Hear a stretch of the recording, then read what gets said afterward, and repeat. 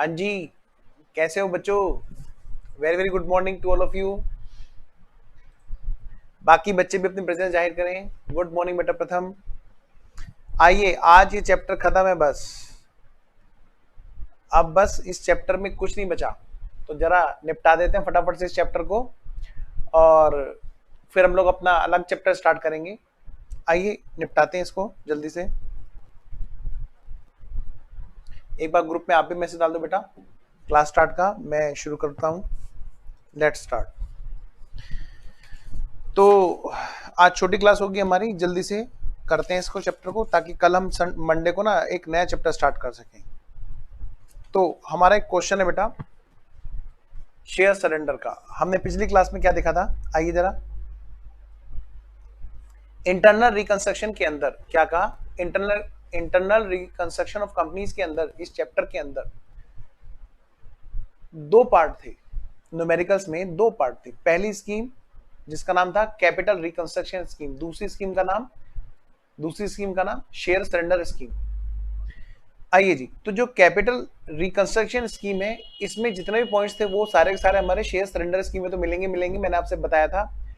यहाँ पर बस थोड़ा सा तरीका अलग है। आइए, क्या था हमने जो लास्ट क्लास में डिस्कस किया? आइए मैं आपको लेकर के चलता हूँ फटाफट से, और उस पॉइंट को रिवाइज करते हैं जो हमने लास्ट क्लास में पढ़ा था। हाँ जी, तो पिछले वाली जो स्कीम है जिसका नाम है कैपिटल रिकंस्ट्रक्शन स्कीम, हमने देखा था कि उस वाले केस में अगर हमें शेयर होल्डर्स को क्या कहा, अगर हमें लायबिलिटीज वालों को कोई शेयर्स में सेटल करना हुआ, तो ऐसे केस में क्या होगा? वहां पर लायबिलिटीज वालों को नए शेयर्स इश्यू किए जाने हैं, और उसमें फिर से कंपनी का कुछ खर्चा होगा, क्योंकि जब शेयर इश्यू किए जाते हैं तो कंपनी का वहां पर खर्चा होता है। तो इस खर्चे को बचाने के लिए एक दूसरी स्कीम यहाँ पर एग्जिस्टेंस में लाई गई। पहले हम बात करते हैं, जब हम ओल्ड स्कीम में बात कर रहे थे, तो वहां पर हम लोगों को पेमेंट करना होता था लायबिलिटी वालों को शेयर्स के रूप में। तो कैसे करते थे हम? Liability account debit to share capital, सीधा सीधा पेमेंट हो जाता था और सीधा सीधा नया शेयर इशू हो जाता था जी। अब हमें क्या करना है वहां पर? अब यहां पर करना है तो कैसे करना है जी? आइए जरा। और शेयर होल्डर से कंट्रीब्यूशन कराते थे, तो हम लोग कैसे कराते थे पुरानी स्कीम में? हम लोग कहते थे भैया कैपिटल को रिकंस्ट्रक्शन में ट्रांसफर कर दो। तो एंट्री क्या होती थी कैपिटल रिकंस्ट्रक्शन में ट्रांसफर करने की? Equity share capital to capital reconstruction. आइए जी, अब बात करते हैं इधर कि अगर ये शेयर सरेंडर स्कीम है, तो इस केस में क्या होगा? सबसे पहले हम क्या करेंगे? लायबिलिटी वालों से बोलेंगे भाई अपना अमाउंट जरा ट्रांसफर करो। कहां पे ट्रांसफर करो? कैपिटल रिकंस्ट्रक्शन में। सबसे पहले अपना अमाउंट ट्रांसफर करो। अब दूसरी बात, अब तुम्हारे को जो पेमेंट करना है वो हम कहां से करेंगे? उसके लिए शेयर होल्डर से पहले हम शेयर सरेंडर अकाउंट में ट्रांसफर कराएंगे उनकी कैपिटल को, और फिर उस शेयर सरेंडर से शेयर्स को इश्यू कर दिया जाएगा। बेटा आज बहुत छोटी क्लास है, मैं चाहता तो आज की क्लास में दूसरे चैप्टर स्टार्ट कर सकता हूं, लेकिन मैं चाहता हूं कि पहले ना इसको निपटा लें, जरा जितनी प्रैक्टिस हो सके खत्म हो जाए, फिर मैं आपको एग्जाम का क्वेश्चन दिखाऊंगा। इस बार के एग्जाम में इंटरनल रिकंस्ट्रक्शन बहुत ज्यादा एक्सपेक्टेड है, ये जो मई वाला एग्जाम है, क्योंकि पिछली बार अमालगमेशन का क्वेश्चन आया था, तो दोनों में से एक तो आना ही आना है, और कई बार दोनों भी आ जाते हैं। आइए जरा तो बात पूरी करें। तो हमने पिछली क्लास में इस कॉन्सेप्ट को पढ़ा, और अभी कोई क्वेश्चन हमने नहीं किया था। आइए जी, हम एक क्वेश्चन स्टार्ट करते हैं। तो सबसे पहले मैं लेके आता हूं आपके सामने स्क्रीन पे क्वेश्चन। अच्छा, वो बंद हो गई क्या फाइल? एक मिनट रुको। ये रहा जी चैप्टर।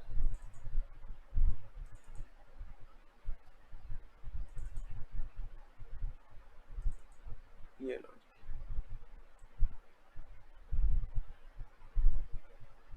लो जी, हम इसको ले आए आपके सामने स्क्रीन पे।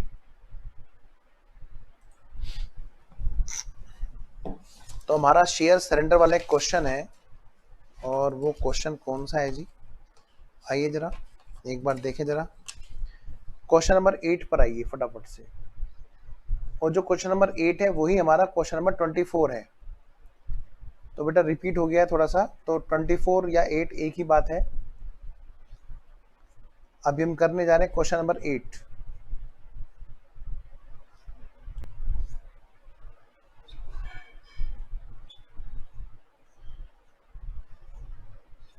ये रहा जी, balance sheet of revised limited, balance sheet of revised limited.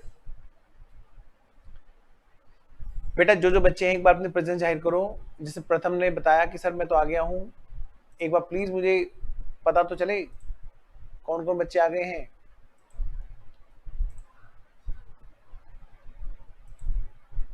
चलिए मैं आगे बढ़ता हूं। हाँ जी, तो बेटा यहां पर इधर अब क्या होना है जी, देखो जरा, ये एक बैलेंस शीट दे रखी है हमें, कौन सी डेट की, 31 मार्च 2021 की हमें बैलेंस शीट दे रखी है। बेटा यहाँ पर शेयर कैपिटल भी है, रिजर्व एंड सरप्लस भी है, लॉन्ग टर्म बोरोइंग्स भी है, trade payable, other current liability, short term provisions, इधर एसेट्स है। आइए जरा बात करते हैं, देखें तो जरा शेयर्स हैं कितने, 10,000 इक्विटी शेयर्स हैं जी, 100 रुपए वाले फुल्ली पेड अप है जी। आइए यहाँ पे बेटे लॉन्ग टर्म बोरिंग्स भी है, आपको पता है देखो कितना तगड़ा लॉस हो रहा है इनका, इतना बड़ा लॉस है, ह्यूज लॉस है। रिजर्व एंड सरप्लस में प्रॉफिट एंड लॉस का डेबिट बैलेंस है जी। ठीक है जी, मई 2012 में अमेंडमेंट आई थी और शेड्यूल 6 था तब, वो रिवाइज हुआ था तब ये अमेंडमेंट आई थी कि रिजर्व एंड सरप्लस में ही दिखाओ, चाहे आपकी नेगेटिव फिगर भी आए ना शेयर होल्डर फंड की तो दिखाओ, ताकि पता रहे शेयर होल्डर को कि उनका पैसा खत्म हो चुका है। 10 लाख इन्होंने लगाए थे, 6 लाख इनके खत्म हो चुके हैं, मतलब 4 लाख कुल बचे हुए हैं। आइए जरा आगे बढ़ते हैं। तो अब ये डूबने वाली है कंपनी, इसको बचाने के लिए इंटरनल रिकंस्ट्रक्शन की स्कीम आई। आइए जरा देखिए जरा ध्यान से, अब इंटरनल रिकंस्ट्रक्शन की कौन सी स्कीम है, ये शेयर सरेंडर वाली स्कीम है। देखिए जरा क्वेश्चन ने क्या कहा, कह रहा है कि भाई साहब अप्रूवल हो गई, सैंक्शन मिल गई इस स्कीम की, जहां जहां से मिलनी थी एप्रोप्रिएट अथॉरिटी से सबसे मिल चुकी है, और ये डिसाइड हुआ इसके अकॉर्डिंगली इट वाज डिसाइडेड। क्या डिसाइड हुआ जी, प्रथम आर यू रेडी, बेटा प्लीज मुझे बताएं बच्चों, रेडी हो ना, शुरू करें। बड़ा प्यारा सा क्वेश्चन है जी और तसल्ली से करने वाला क्वेश्चन है, शेयर सरेंडर का एक ही क्वेश्चन है। आइए मैं शुरू करता हूं फिर बात। लो बेटा जी, सबसे पहले क्वेश्चन ने क्या कहा कि हर इक्विटी शेयर को क्या करना है, हमें डिवाइड कर देना है। किस में डिवाइड कर देना है जी, 10 रुपए वाले शेयर्स में। बेटा देखना जरा क्वेश्चन में कितने शेयर्स थे, कितने शेयर्स थे, 10,000 और 100 रुपए वाले, और इसको डिवाइड करना है किसमें बेटे, 10-10 रुपए वाले में, ठीक है ना। आओ बेटा प्रथम हम लोग बात शुरू करते हैं फिर, तो शुरू हो जाओ जी। सबसे पहले हम लोग बात करते हैं यहां पर आंसर नंबर, क्या कहा मैंने, आंसर नंबर, लो जी 8, आंसर नंबर 8। लो जी, हमें यहाँ पे क्या करना है जी, हमें बनानी है जी क्या, जनरल एंट्री भी और बैलेंस शीट भी। तो मैं एक काम करूं फटाफट से जनरल एंट्रीज के कॉलम खींच लेता हूं, है ना। आइए जी मैं जरा जनरल एंट्रीज के कॉलम खींच लेता हूं, लो जी फटाफट से करो जी।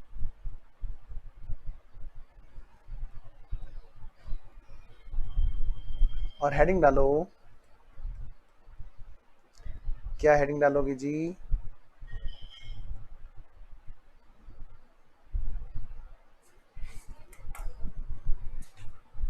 Journal entries in the books of revise limited, general entries in the books of revise limited. चलिए जी एक कॉलम जरा मैं LF का भी खींच लूं, वरना बच्चे कहेंगे कि LF का कॉलम कहाँ गया सर।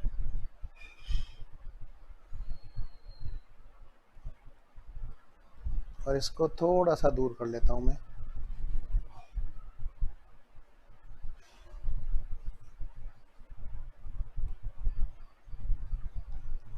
लो बच्चों जी शुरू करते हैं।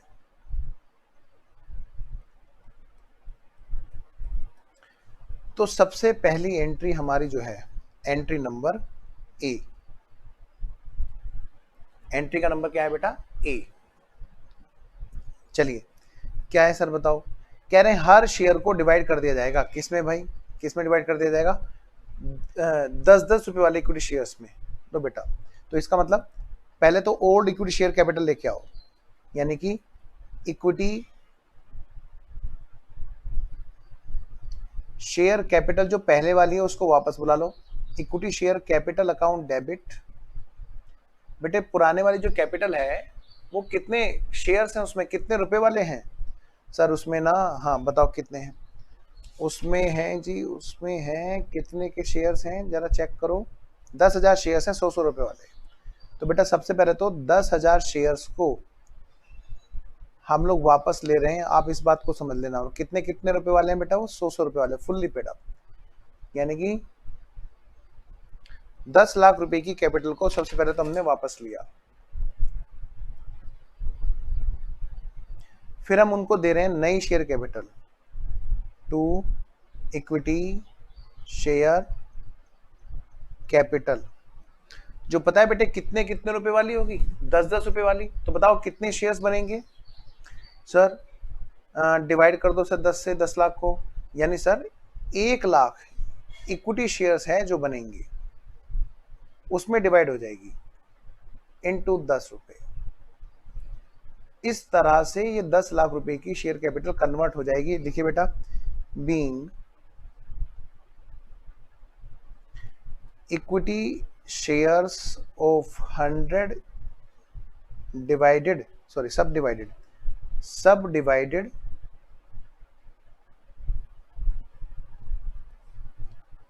into equity shares of 10 each, उनको डिवाइड कर दिया गया कितने? 10-10 रुपए वाले शेयर्स में। जो शेयर 100-100 रुपए के थे किस में डिवाइड कर दिया बेटे? 10-10 रुपए वाले शेयर्स में। चलिए जी आगे बढ़ते हैं। अब इसके बाद में क्या हुआ सर? आइए मैं आपको बताता हूं बेटा। इसके बाद में अब अगली एंट्री पढ़िए, इसी के अंदर कुछ लिखा हुआ है। क्या लिखा हुआ है जी? कह रहे हैं after division, after sub division हर शेयर होल्डर क्या करेगा? सरेंडर करेगा, दे देगा 50% ऑफ हिज शेयर्स। जो भी शेयर्स उनके पास में है आफ्टर सब डिवीजन, पहले नहीं, आफ्टर सब डिवीजन। यानी कि अब बात किन से शुरू होगी? इन 1 लाख शेयर्स से। इन 1 लाख शेयर्स में से 50% शेयर्स कितने होते हैं जी? 50,000 शेयर्स। तो 50,000 शेयर्स को वो क्या करेंगे? अब वो सरेंडर कर देंगे। लो जी जरा, तो बी एंट्री लिखो, बी एंट्री। अब यहां पर होगा क्या? जो शेयर्स हैं उनमें से 50,000 शेयर्स को लिया जाएगा और सरेंडर कर लिया जाएगा। चलिए जी, तो एंट्री करते हैं जी।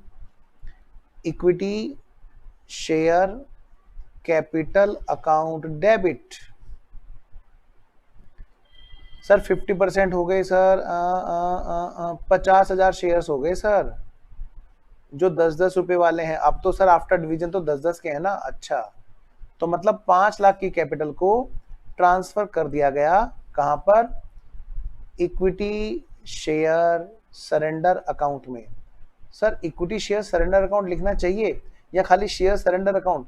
बेटे जब इक्विटी वाले सरेंडर करेंगे तो उनका कहां ट्रांसफर होना चाहिए? इक्विटी शेयर सरेंडर में। जो प्रेफरेंस वाले करेंगे तो वो कहां ट्रांसफर होना चाहिए? प्रेफरेंस शेयर सरेंडर में। चलिए आइए जरा, तो मतलब हमने ट्रांसफर कर लिया कहां पर? इक्विटी शेयर सरेंडर में। कितना ट्रांसफर कर लिया बेटा?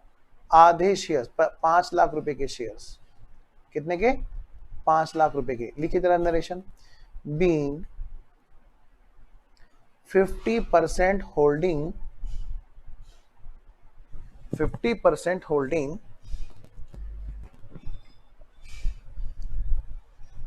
of equity shares surrendered,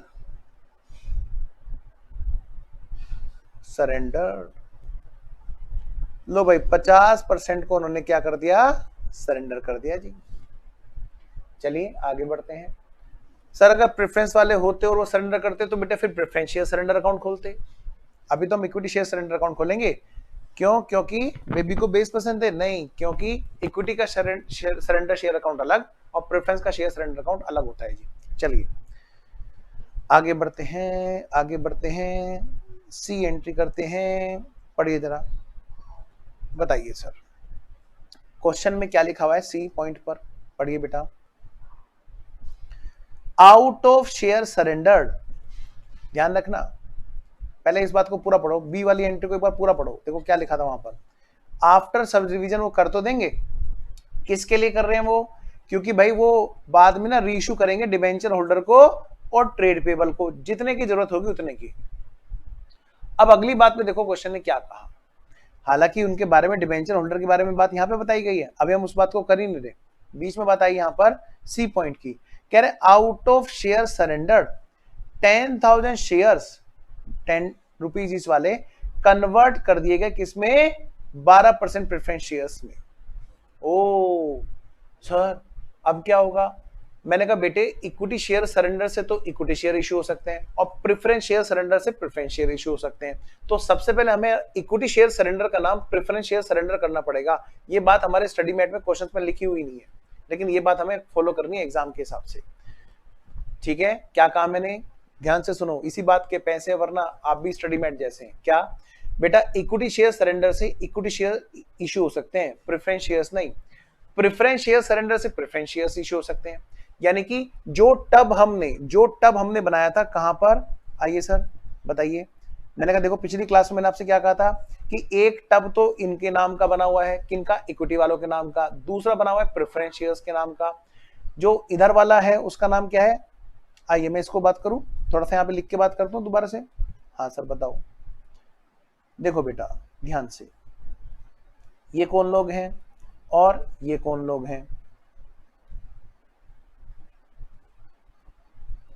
ध्यान से सुनना, यहाँ बेटे कॉन्सेप्ट है तो थोड़ा सा डिस्कशन बनता है, और कमाल की बात क्वेश्चन भी एक ही है, तो बहुत ही हेल्दी डिस्कशन होना बहुत जरूरी है।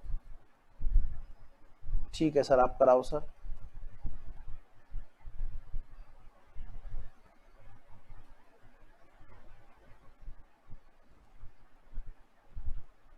देखिए बेटा जी, ये गिलास नहीं है पानी के, ये मान के चलो कि ये क्या है? शेयर्स हैं। ये क्या है? शेयर्स हैं। और इधर क्या है? ये कौन है भाई? ये इक्विटी शेयर होल्डर्स हैं जिनके पास में इक्विटी शेयर्स हैं। और ये कौन है भाई बेटा जी? ये है प्रेफरेंस शेयर होल्डर्स जिनके पास में क्या है बेटा जी? प्रेफरेंस शेयर्स हैं। चलो सर ठीक है सर, समझ में आ गया कि ये प्रेफरेंस शेयर्स हैं प्रेफरेंस शेयर होल्डर के पास, तो तभी तो नाम उनका प्रेफरेंस शेयर होल्डर है। हाँ अब क्या हुआ बेटा, दोनों को कंपनी में क्या करना है? कंट्रीब्यूट करना है। एक टब इनके लिए बना हुआ है कंट्रीब्यूशन के लिए बड़ा सा, कि भाई जो जो कंट्रीब्यूट करना है इसमें करो। इसका नाम है, क्या नाम है? इसका नाम है, इसका नाम है जी, इसका नाम है इक्विटी शेयर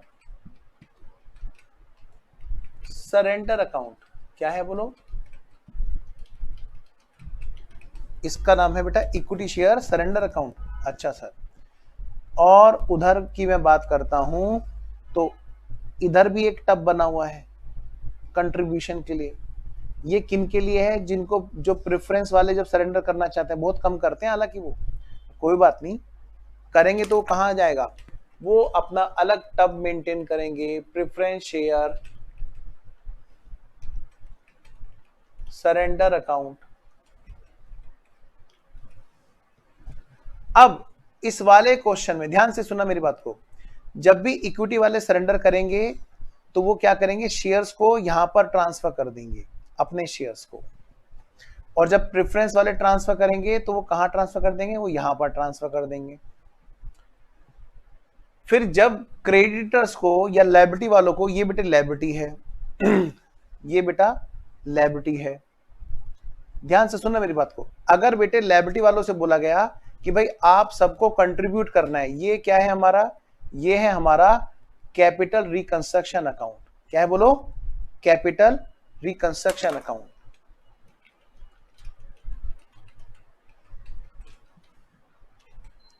कॉन्सेप्ट को गहराई से समझना चाहिए। और स्पेशली तब तो वो जब जब लिमिटेड क्वेश्चंस हो। लायबिलिटी वालों से बोला गया कि आप एक काम करो, लायबिलिटी वालों तुम अपना पैसा यहां पर कम कर दो। उसने कहा हम कम नहीं करेंगे। क्या मतलब, अगर हम इनका अमाउंट बेटे, अगर इनका अमाउंट है कितने का, 50,000 का, तो इन्होंने कहा कि भाई साहब एक काम कर लो, हम 25,000 तो डाल देते हैं कंट्रीब्यूशन के नाम पर, छोड़ देते हैं हम लोग, लेकिन बदले में आपको क्या करना पड़ेगा, इस 25,000 को तो हमने छोड़ दिया, लेकिन बदले में हमें बाकी के जो 25,000 हैं उसके लिए तुम हमें शेयर इशू करो। बैलेंस जो 25,000 है, बैलेंस जो 25,000 है, सुनना मेरी बात को ध्यान से, उसके लिए हमें चाहिए, ये क्या चाहते हैं, शेयर्स चाहते हैं। तो यहां पर बेटे क्या होगा, कंपनी ना एक नए शेयर इशू करेगी। क्या इशू करेगी कंपनी, क्या करेगी बेटा, नए शेयर इशू करेगी, नए शेयर इशू करेगी। ध्यान से सुनना मेरी बात को। नो, आप नीचे जाओ, मैं बात मत करूंगा। हाँ जी, तो मैं ये कह रहा हूं बेटा, ध्यान से सुनिए, यहां पर एंट्री क्या होती थी यहां पर एंट्री होती थी लायबिलिटी अकाउंट डेबिट, कितना, 50,000, और 2 इक्विटी या फिर प्रेफरेंस जो भी है, शेयर कैपिटल, और 2 कैपिटल रिकंस्ट्रक्शन, 2 कैपिटल रिकंस्ट्रक्शन। बेटा ये एंट्री यहां पर होती थी। आप चाहो तो मेरे साथ साथ नोट भी कर सकते हो इस बात को समझने के लिए, ताकि आपको कॉन्सेप्ट समझने में कोई दिक्कत ही ना हो। ये बेटे अभी तक की सिचुएशन थी कैपिटल रिकंस्ट्रक्शन स्कीम में। अब यही चीज जब हम देखते हैं इधर, कहां पर, जब हम शेयर सरेंडर स्कीम में आते हैं, तो यहां पर क्या होता है, इस केस में यहां पर इक्विटी शेयर कैपिटल को ऐसे नहीं इशू किया जाता। यहां पर क्या करते हैं इस केस में, इसको कैसे करते हैं, कहते हैं भैया एक काम करो, क्या, अपना सारा का सारा पैसा ना, ये तो पुरानी स्कीम की बात होगी, अपना सारा का सारा पैसा जो है ना, आप क्या करो, वहां पर ट्रांसफर कर दो। यानी कि पूरा का पूरा 50,000 आपको पहले क्या करना है, ट्रांसफर करना है। कहां पर, यहां पर इधर। तो इन्होंने क्या किया, अब इसमें सिस्टम कैसे निकाला, देखना जरा ध्यान से। अब ये पूरे 50,000 पहले यहां पे ट्रांसफर कराते हैं, पूरे 50,000, पूरे 50,000। फिर कहते हैं कि देखो तुम्हें नए शेयर्स चाहिए, हाँ हम नए शेयर्स नहीं देंगे, पुराने शेयर्स देंगे, बाकी का हिसाब किताब तुम्हारा शेयर में हो जाएगा, डोंट वरी। तो ये क्या करते हैं बेटे, ऐसे केस में इक्विटी वाले शेयर्स यहां पर इशू कर देते हैं। जो भी इनका बैलेंस का पेमेंट करना होता है वो शेयर्स में इशू करना होता है। तो यहां पर अब हमारी क्या एंट्री बनती है, वो पुरानी एंट्री छोड़ करके अब नई एंट्री क्या बनेगी बेटा, सर अब नई एंट्री बनेगी क्या, सबसे पहली एंट्री तो होगी, इससे हम कंट्रीब्यूशन करवाएंगे। ध्यान रखना बेटे, ये एंट्री में ना बच्चों को डाउट रहता है अक्सर। सबसे पहले हम लायबिलिटी वाले से बोलेंगे भाई सबसे पहले तुम ना कैपिटल रिकंस्ट्रक्शन में ट्रांसफर कर दो पूरा का पूरा 50,000। तो ये 50,000 पूरा का पूरा यहां पर ट्रांसफर करेंगे। फिर उसके बाद में यहां पर से क्या होगा, जैसे हमने शेयर्स लिया था ना, तो हमने क्या एंट्री की थी, हमने की थी sir equity share capital account debit to equity share surrender account, ये हमने की थी। अब ये एंट्री सर रिवर्स हो जाएगी, मतलब शेयर सरेंडर से निकल जाएंगे, वापस से निकल जाएंगे और इधर पहुंच जाएंगे। ठीक है, तो ये जो शेयर सरेंडर से इशू किए जाएंगे, हम एंट्री क्या करेंगे यहां पर, वो एंट्री पलट जाएगी, equity share surrender account debit to equity share capital. कई लोग हो सकता है ये सोचें कि सर क्या हमने शेयर्स उन्हीं को वापस दे दिए, क्योंकि आपने तो एंट्री पलट दी। मैंने कहा नहीं बेटे, हमने यहां पर शेयर होल्डर के नाम चेंज कर दिए, इन वाले शेयर होल्डर से लिए, अब हमने किसी और को शेयर होल्डर बना दिया। हमारे अकाउंट्स में तो एंट्री में नाम थोड़ा ना आता है कि ए से लिया, बी से लिया या डी को दे दिया। तो यहां पर हमने शेयर्स लिया और उनको हमने दे दिया, एंट्री हमारी पलटेगी, एज इट इज रिवर्स हो जाएगी, बस नाम अब शेयर होल्डर के अलग हो जाएंगे। आइए जरा अब बात करते हैं इधर। अगर हमें इक्विटी शेयर सरेंडर से इश्यू करने हो तो क्या इश्यू करेंगे, इक्विटी शेयर्स। लेकिन अगर हमारे पास में इक्विटी शेयर सरेंडर है और प्रेफरेंस शेयर सरेंडर कम है और हमें क्या करना है, प्रेफरेंस शेयर्स इश्यू करने हैं, तो सबसे पहले हम क्या करेंगे, इक्विटी शेयर सरेंडर अकाउंट को हम कन्वर्ट करेंगे। किसमें कन्वर्ट करेंगे, प्रेफरेंस शेयर सरेंडर अकाउंट में। ध्यान से सुनना, इस क्वेश्चन की यही खास बात है। तो ऐसे केस में सबसे पहले हम क्या करेंगे, equity shares surrender account debit to preference shares surrender account. सबसे पहले बेटे हमने क्या किया, ऐसे केस में प्रेफरेंस का शेयर सरेंडर अकाउंट प्लस किया, यानी कि एक तरह से देखा जाए बेटे यहां से अमाउंट घट जाएगी और इधर ये प्रेफरेंस शेयर सरेंडर में अमाउंट बढ़ जाएगी। अब जितने की कमी पड़ रही थी वो तो हमने इक्विटी वालों से ले लिया, अब हम यहां से प्रेफरेंस शेयर्स इश्यू कर पाएंगे अगर किसी लायबिलिटी के लिए इश्यू करना हुआ। कॉन्सेप्ट वही रहेगा भैया, लायबिलिटी वालों पहले तुम यहां पर अपना बैलेंस ट्रांसफर कर दो, तब हम ये एंट्री पलट देंगे। क्योंकि जब यहां पर शेयर लाए थे तो हमने एंट्री पता क्या की थी, हमने एंट्री की थी, क्या एंट्री की थी, preference share capital account debit to preference share surrender account. बेटे कॉन्सेप्ट थोड़ा गहरा है, थोड़ा सा आपको यहाँ पे ना दिमाग लगाना पड़ेगा, मेरे साथ थोड़ी सी मेहनत यहाँ पर जरूर करनी पड़ेगी आपको, क्योंकि सब चीजें आसान है लेकिन तब जब हम उसमें आसानी से देखें उसको।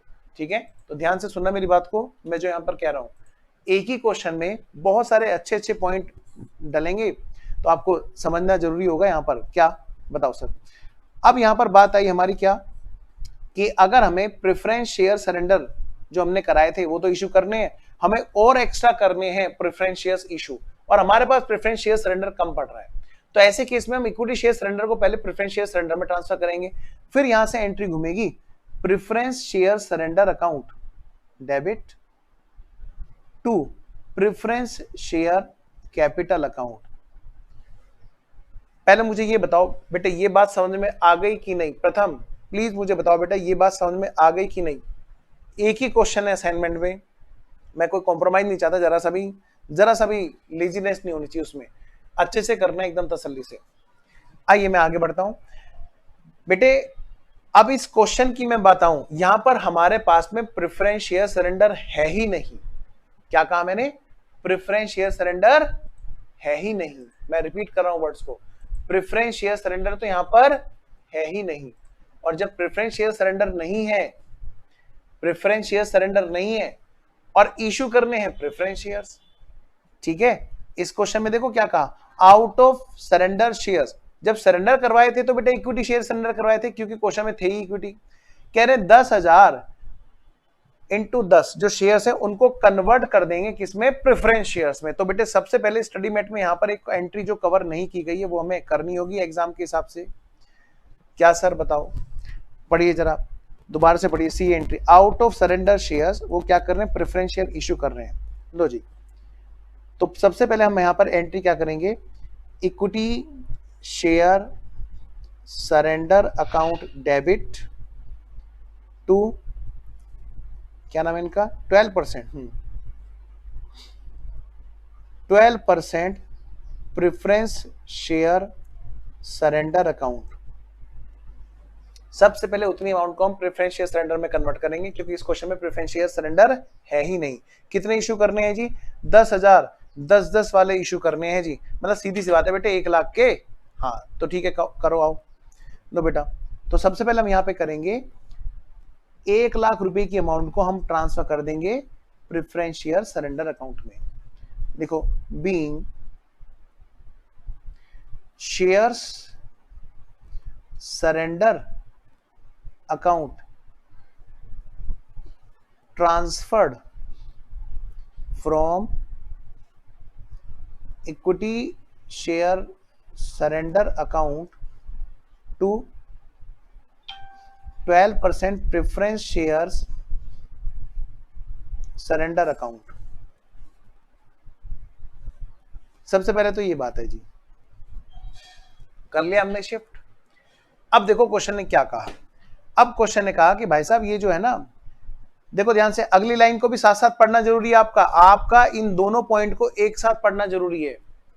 जो इन दोनों पॉइंट को एक साथ होल्ड करके नहीं चलेगा बेटे वो फंस जाएगा, वो वरना फिर पुरानी स्कीम की एंट्री करना शुरू कर देगा। वो पता क्या करेगा, debenture holder debit to preference share, और तुरंत नए शेयर इशू कर देगी। एंट्री होनी थी कुछ और, वो कर देगा कुछ और। तो ध्यान से जरा पढ़ो, ध्यान से इन दोनों एंट्री को एक साथ पढ़ना है। क्वेश्चन क्या कहता है, the claim of debenture holder shall be reduce by 75%। Debenture holder से कहा कि भाई साहब एक तो ना 75% तो तुम भूल जाओ, पहली बात तो तुम 75% तो बिल्कुल भूल जाओ, तुम्हारे को मिलेगा कितना, सिर्फ और सिर्फ 25% मिलेगा। तो पहले तो इस बात को दिमाग में अपने डाल लो कि तुम्हारे को जो मिलेगा वो कितना मिलेगा, सिर्फ और सिर्फ 25% मिलेगा। नंबर एक बात। अब आओ जरा, और इसके लिए हम तुम्हें कैसे करेंगे, जो 25% मिलेगा वो किस तरह से मिलेगा वो सुन लीजिए जरा, बताइए जरा।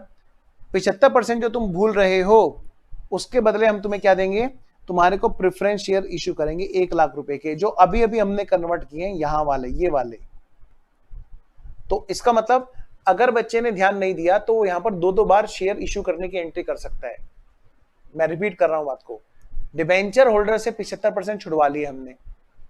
चलो जी, पहले डिबेंचर होल्डर से 75% छुड़वाने की एंट्री करते हैं। ये जरा क्या एंट्री है सर बताओ। सर वो तो सर एंट्री नंबर सी नहीं डी है बेटा, सी और डी एक साथ लिंक में है तो एक साथ ही नंबर मैंने डाल दिया। सबसे पहले हम प्रेफरेंस शेयर वालों से पैसा, सॉरी डिबेंचर होल्डर से पैसा छुड़वाते हैं। तो डिबेंचर होल्डर्स का पेमेंट कितना है जरा आओ जरा। एक तो ना उनकी डिबेंचर की अमाउंट है, चेक करो क्वेश्चन में। एक क्वेश्चन बड़ा प्यारा है लेकिन तरीके से करेंगे तो, डिबेंचर होल्डर जो हैं जिनका नाम है डिबेंचर होल्डर, बताओ बेटे इनका क्लेम कितना है। सर इनको ना 2 रुपए, 2 पेमेंट हैं जो जाने थे, एक तो सर प्रिंसिपल पार्ट और एक इंटरेस्ट पार्ट। तो देखा जाए तो सर ये 2,24,000 रुपए के हैं। मैंने कहा बेटे इनका 75% भूलवा रहे हैं, इनको कह रहे हैं कि भूल जाओ सब कुछ, याद नहीं अब कुछ। तुम्हारा पेमेंट अब जो है डिबेंचर होल्डर जी समझ लो 75% तो गयो, 75% तो गयो, यानी 25% रिमेन रहो। 25% पे हम आंच नहीं आने दे रहे। तो डिबेंचर्स की अमाउंट पहले तो यहां पर ले लो भाई, debenture account debit, interest account debit, कितना बेटे 75%। बेटा 2 लाख का 75% कितना होता है बेटा जी 1.5 लाख।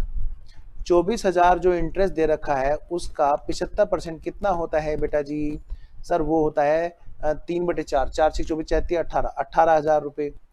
अब बेटा इसको हम क्या करेंगे, इसको हम ट्रांसफर कर देंगे कहां पर, बोलो बोलो बोलो ना बोलो ना बोलो ना।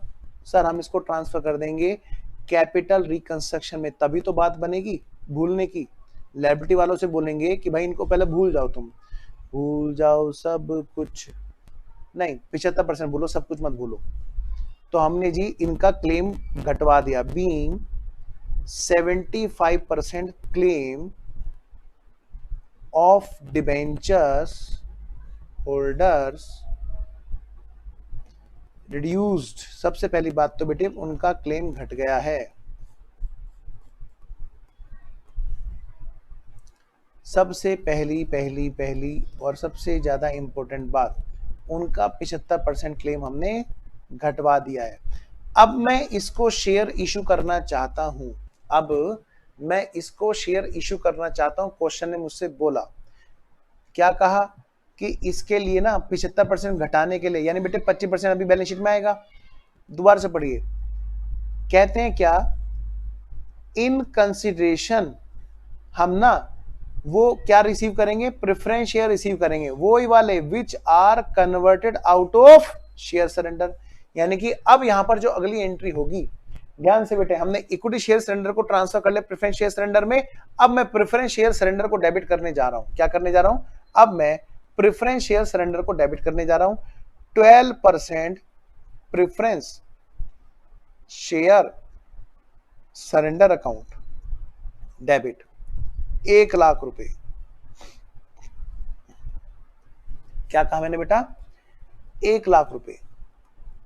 1 लाख रुपए का प्रेफरेंस शेयर सरेंडर अब शेयर इश्यू करने जा रहा है to 12% preference share capital account. लो बेटा जी 1 लाख रुपए के प्रेफरेंस शेयर्स इश्यू हो रहे हैं, being 12% preference shares issued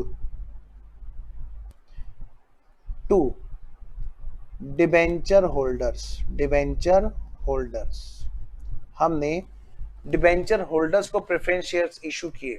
बेटा ध्यान रखना, out of preference share surrender.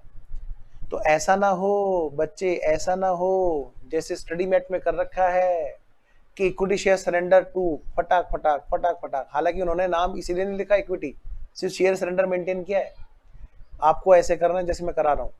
आइए जरा मुझे पहले ये बात बताओ भाई, ये बात क्लियर है बेटा, प्लीज मुझे एक बार बताओ, ओके और नॉट ओके दोनों में से कोई एक वर्ड लिखेंगे। अगर नहीं है ओके तो लिखो नोट ओके, और मुझे बताओ कि सर यहाँ पे दिक्कत है। जल्दी से बताओ, मैं वेट कर रहा हूँ आपके जवाब का।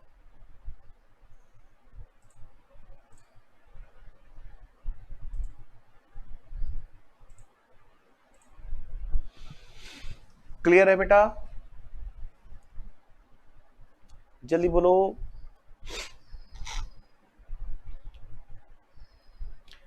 अब इस ओके, आइए बेटा, अब हम चलते हैं आगे।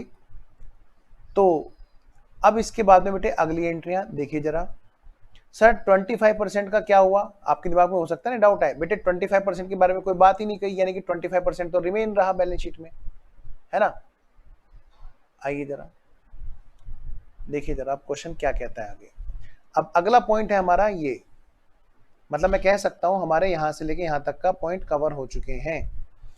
अब अगली बात करते हैं, ट्रेड पेबल। उन्होंने कहा कि हमारा क्लेम भी 50% तक घटा दो, उन्होंने साइन कर दी स्कीम पे। It is to be settle by way of equity shares of 10 each out of surrender shares. आओ बेटा, अब जरा काम की बात, मुझे एक बात बताओ ध्यान से, पहले वाले डिबेंचर होल्डर और इसमें देखो फर्क है क्या? उन्होंने कहा था हमारा 75% घटा देना, और 75% घटाने के बदले इन कंसिडरेशन वहां के लिए लिखा था। क्या उसने 25% पे कोई बात कही? Answer is no, answer is no. उसने ये नहीं कहा कि बाकी के 25% को अभी सेटल कर दो, उसने उसके बारे में कुछ नहीं कहा, और हमने बैलेंस शीट में क्या किया, उसको 25% को रहने दिया एज इट इज, वो बैलेंस शीट में आएगा। अच्छा, अब बात करते हैं, एक बार फिर से मैं डिबेंचर होल्डर की बात करता हूं। 75% घटाने का कंसिडरेशन था या 25% का कंसिडरेशन था? मुझे ये बताओ बेटा, सोच के देखो जरा, मुझे बताना। ये जो कंसिडरेशन वर्ड लिखा हुआ है, ये किस चीज के लिए लिखा हुआ है? ये बाकी के 25% का सेटलमेंट करने के लिए लिखा हुआ है, या इसको 75% से छोड़ देने के लिए लिखा हुआ है? सोच के देखो जरा बेटा, ये 75% को छोड़ने के लिए लिखा हुआ है, यानी कि यहां पर 25% का कोई सेटलमेंट नहीं हुआ। अब जरा अगली लाइन पढ़ो, ट्रेड पेबल की। ट्रेड पेबल वालों ने क्या कहा कि भाई साहब हमारा जो क्लेम है ना, क्लेम, हाँ जी, वो 50% तक घटा दो, मतलब हमें 50% चाहिए ही नहीं, 50% को निपटा दो। आओ जरा पहले उसका क्लेम निपटा लेते हैं। ये कौन सा है? एंट्री नंबर ई। लो बेटा जी, सबसे पहले हम आए, एंट्री नंबर ई लिखा हमने और हम शुरू हो गए जी। तो हमने कहा भैया ट्रेड पेबल बड़े अच्छे हैं, उन्होंने ये कह दिया कि हम नहीं लेंगे जी, नहीं लेंगे, हम नहीं लेंगे जी, अपना 50% रुपया नहीं लेंगे। तो ये हमने उठाया और सीधा सीधा कैपिटल रिकंस्ट्रक्शन में डाल दिया, कैपिटल रिकंस्ट्रक्शन में डाल दिया, क्योंकि उसने ये कहा बीइंग ट्रेड पेबल फॉरगोट या वेव्ड ऑफ, ऐसे लिख लो, waived off 50% of their claim. इन्होंने 50% क्लेम अपना भूल गया। बेटा 50% कितना होता है जरा देखना एक बार, है कितने के trade payable? Sir trade payable ना, हाँ बेटा बताओ। सर ट्रेड पेबल ना, हाँ बेटा बताओ। सर ट्रेड पेबल ये रहे सर 72,000, और इनका 50% तो भूल जाओ अभी अभी, यानी बेटा 36,000, और बाकी के 50% के लिए क्या अभी बात करूंगा कि सर इसको तो बोला कि भूल जाओ जी, भूल जाओ 50%, यानी 36,000 को भूल जाओ, भूल जाओ जी, भूल जाओ। क्वेश्चन में क्या लिखा था? आइए जरा, क्वेश्चन में ये लिखा हुआ था ध्यान से कि जी जो हमारा क्लेम है, मैं फिर से हाईलाइट करूंगा इसको, मैं दोबारा से हाईलाइट करूंगा और अब उसी पोर्शन को सामने रखूंगा हाईलाइटेड पे, ताकि आपका ध्यान उसी तरफ रहे। क्वेश्चन में क्या कहा? ट्रेड पेबल ने कहा हमारा क्लेम घटा करके 50% तक ले आओ, यानी हमें 50% चाहिए नहीं। और दूसरी बात देखो क्या कहता है, और ये जो 50% है it is to be settle, उसको निपटाना नहीं है, उसको मतलब बैलेंस शीट में कंटिन्यू मत करना, उसका हिसाब किताब अभी करो। जो बाकी का 50% है सर, यहां पे अगर लिखा होता इन कंसिडरेशन ऑफ रिडक्शन, जैसे सर पिछले वाले में लिखा था, तो मैंने कहा बेटे ये 50% घटाने वाले, जो घटा 50% उसके बदले की बात की होती, जैसे डिबेंचर के लिए लिखा इन कंसिडरेशन ऑफ रिडक्शन, तो यहां पर ऐसा कुछ नहीं लिखा, यहां पे लिखा हुआ है बाकी के लिए, यानी कि बाकी का 50% जो सेटल होगा, यानी कि बेटे ये बात लिखी है किसके लिए, फॉर बैलेंस 50% जो बचा उसका हिसाब किताब कर रहे हैं। यहां पर क्या कह रहे हैं, कैसे, bye issue of equity shares out of surrender shares. बताओ बेटे बाकी का 50% कितना बचा, सर 36,000 तो उन्होंने छोड़ दिया, यानी कि यहां पर बचा जो है वो क्या बचा, 36,000, जिसको शेयर्स के रूप में ले रहे हैं। और शेयर्स वो कितने कितने के हैं बेटा, वो शेयर्स हैं 10-10 रुपए के। आइए मैं 1 मिनट, बस 1 मिनट।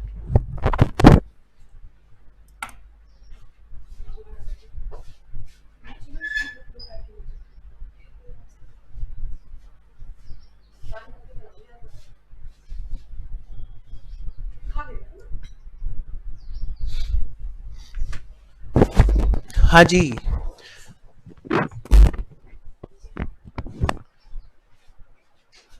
आइए जी आगे बढ़ता हूं मैं। तो मैं ये कह रहा था बेटा ध्यान देना इधर, जो बाकी का 50% है वो क्या है 36,000, और उस 36,000 को कैसे लेंगे, शेयर्स के रूप में अभी के अभी लेंगे। तो लॉजिक करते हैं बात शुरू। इसका मतलब बाकी का जो ट्रेड पेबल है ना, हाँ जी, जो बाकी का ट्रेड पेबल है वो भी अभी के अभी निपटाओ, अभी के अभी डेबिट करके उसका हिसाब किताब करो। अच्छा, यानी कि बाकी का ट्रेड पेबल भी अभी डेबिट होगा सर, हाँ बेटा। ओ तो 50% तो छोड़ दिया था हमने, एक बार डेबिट कर दिया, तो बाकी का ट्रेड पेबल निपटाओ सर। लो बेटा जी, ट्रेड पेबल अकाउंट डेबिट, बाकी का जो 50% है, और टू इक्विटी,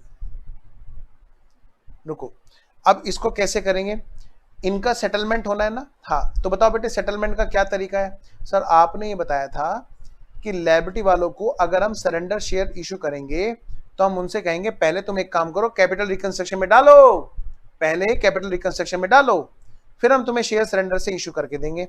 यानी कि इसका मतलब सर बाकी का जो 50% है वो भी शेयर सरेंडर में ट्रांसफर कराओगे। हाँ बेटे, इसको कहां पर, कैपिटल रिकंस्ट्रक्शन में, उनसे बोलेंगे पहले यहां पर डाल दो आप। सर हम इकट्ठी नहीं कर सकते थे एंट्री, हाँ बेटा कर सकते थे, लेकिन हो सकता है कि किसी बच्चे को ना दिक्कत हो जाए कि सर कहाँ इशू हो रहे हैं, तो मैंने इसलिए आपको यहाँ पर टुकड़ों टुकड़ों में बात कराई। तो आइए जरा अब हम क्या करेंगे, ये जो इक्विटी शेयर सरेंडर अकाउंट था ना, कहाँ है बताओ बेटे, ये रहा। ये कितने का था पहले बताओ, सर ये ना सर 5 लाख का था। अच्छा 5 लाख में से कितना कम हो चुका था, सर 5 लाख में से 1 लाख तो यहां पर कम हो चुका था, ठीक है, और तो कहीं कम नहीं हुआ था कि नहीं। अब इस 5 लाख में से ही हम लोग करने जा रहे हैं शेयर्स को इशू, यानी कि एक बार फिर से मैं शेयर सरेंडर अकाउंट को, इक्विटी शेयर सरेंडर अकाउंट को डेबिट करूंगा। आइए जरा, तो मैं अब यहां पर एंट्री करने जा रहा हूं, इक्विटी शेयर सरेंडर अकाउंट। अब मन में डाउट आ सकता है कि सर हम 72,000 को इकट्ठा डेबिट कर सकते हैं, बिल्कुल कर सकते हैं बेटे। आइए जरा, to equity share capital account, हाँ जी क्या कह रहे हैं बताओ, कि जी हमें ना, हाँ 36,000 रुपए के शेयर्स इशू कर दो, 10-10 रुपए वाले। इसका मतलब बेटे कितने शेयर्स इशू होंगे, 36,000 को बेटा 10 से डिवाइड कर दो, यानी बेटा 3600 शेयर्स इंटू 10, 10-10 रुपए वाले, हो गया ना। हाँ मैं रुक गया, मैं रुक गया। अभी पहले मुझे प्रथम बताएगा कि यहां तक सब ओके है बेटा प्रथम। तो अगर मान लिया आपके मन में ये डाउट आ रहा है कि सर आप इसको इकट्ठा 72,000 का डेबिट क्यों नहीं किया आपने, तो मैं बता दूं अक्सर बच्चों को 72,000 इकट्ठी करने में, एंट्री डेबिट करने में कंफ्यूजन हो जाता है अक्सर, और मैं कभी भी कोई कंफ्यूजन वाला रास्ता नहीं चाहता, लेंदी हो जाएगा लेकिन कंफ्यूजन नहीं चाहिए बिल्कुल भी। तो पहला 50,000 तो उन्होंने छोड़ दिया, कह रहे हैं जाओ छोड़ दिया। जो दूसरा, सॉरी पहला 50% यानी कि 36,000 रुपए तो उन्होंने छोड़ दिया, कह रहे हैं जाओ छोड़ दिया, लेकिन जो दूसरा 36,000 है उसके लिए उन्होंने कहा, क्या कहा कि भैया हमें शेयर दे दो। तो हमने दूसरे को कहा कि जरा डालो पहले इसको भी पहले यहाँ पे डालो, क्योंकि वो तो तुमने पहले डाल दिया और उसके बदले कुछ नहीं मांगा, thank you thank you thank you thank you, लेकिन जो दूसरा 50% है उसको पहले यहाँ पे डालो, उसके बदले हम शेयर देते हैं। चलिए जी यहां तक बात ओके है। अब आता हूं मैं आगे की बात करता हूं। अब है हमारी नेक्स्ट एंट्री बेटा, एंट्री नंबर ई के बाद में हमारी आ रही है अब कौन सी एंट्री, एंट्री नंबर एफ।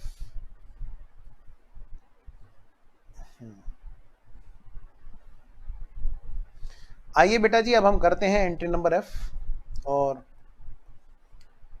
पहले मैं नंबर डाल देता हूं, एंट्री नंबर एफ। नंबर बेटा एग्जाम में वही डालना एंट्री का जो क्वेश्चन में पॉइंट लिखे हुए हैं। आइए क्या कहता है, balance of profit and loss account right of कर रहे हैं। बेटे कुछ नहीं भी बोले तो भी गुडविल और प्रॉफिट लॉस को राइट ऑफ, मतलब गुडविल और लॉसेस को राइट ऑफ करना ही करना है, फिक्टिशियस एसेट्स को। फिलहाल इसने बोल दिया, अच्छी बात है बेटा। कितने का था ये ह्यूज, 6 लाख का था ना, निपटाओ बेटा, निपटाओ जी निपटाओ। तो यानी कि एंट्री क्या होगी अब हमारी, capital reconstruction account debit. I repeat, मैं रिपीट करता हूं फिर से, क्या कहा, capital reconstruction account debit to profit and loss account. बेटा ये डेबिट बैलेंस है, मैं नरेशन को इग्नोर करके चलूंगा ताकि थोड़ा सा टाइम बचे। आइए जरा बेटा, कितने का है प्रॉफिट लॉस, ये है जी हमारा 6 लाख रुपए का। लो भाई 6 लाख रुपए का हमने प्रॉफिट लॉस राइट ऑफ कर दिया, कोई जल्दी नहीं, एकदम तसल्ली से। नेक्स्ट, अब अगली बात करते हैं जी, यहां पर the share surrender and note issued shall be cancelled. कहते हैं भाई साहब ये देख लो, शेयर सरेंडर अकाउंट में जो भी बैलेंस बचा है, अब एक काम करो उसको ना क्या कर दो, कैंसिल कर दो। लो बेटा देखो जरा, कितने अमाउंट के शेयर्स नहीं इशू हो पाए, यानी कि सरेंडर्ड शेयर्स में कितने का बैलेंस बचा। सर इसके लिए क्या हम शेयर सरेंडर अकाउंट बनाए, हाँ बेटा बना लो, क्या दिक्कत है। एक छोटा सा नन्ना सा मुन्ना सा प्यारा सा सरेंडर शेयर अकाउंट बनाना, और फिर बेटा कैपिटल रिकंस्ट्रक्शन अकाउंट बनाना। तो आइए जरा फटाफट से बनाते हैं। सबसे पहले इक्विटी शेयर्स सरेंडर अकाउंट, और इधर हम क्या बनाएंगे है जी, इधर हम बनाएंगे कैपिटल रिकंस्ट्रक्शन अकाउंट।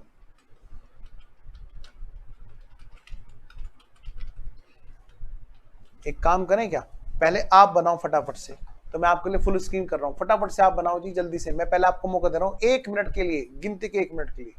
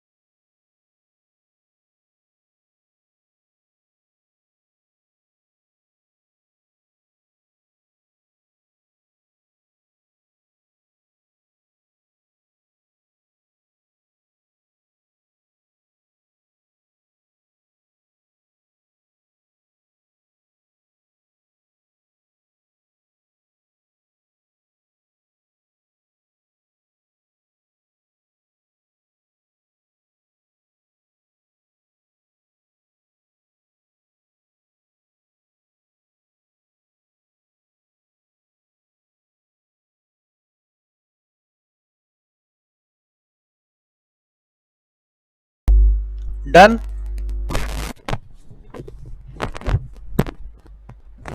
आइए बेटे आओ जरा, अब मैं भी फटाफट से बनाता हूं। सबसे पहले इक्विटी शेयर सरेंडर अकाउंट में क्या हुआ बताओ। बाय इक्विटी शेयर कैपिटल, लो जी,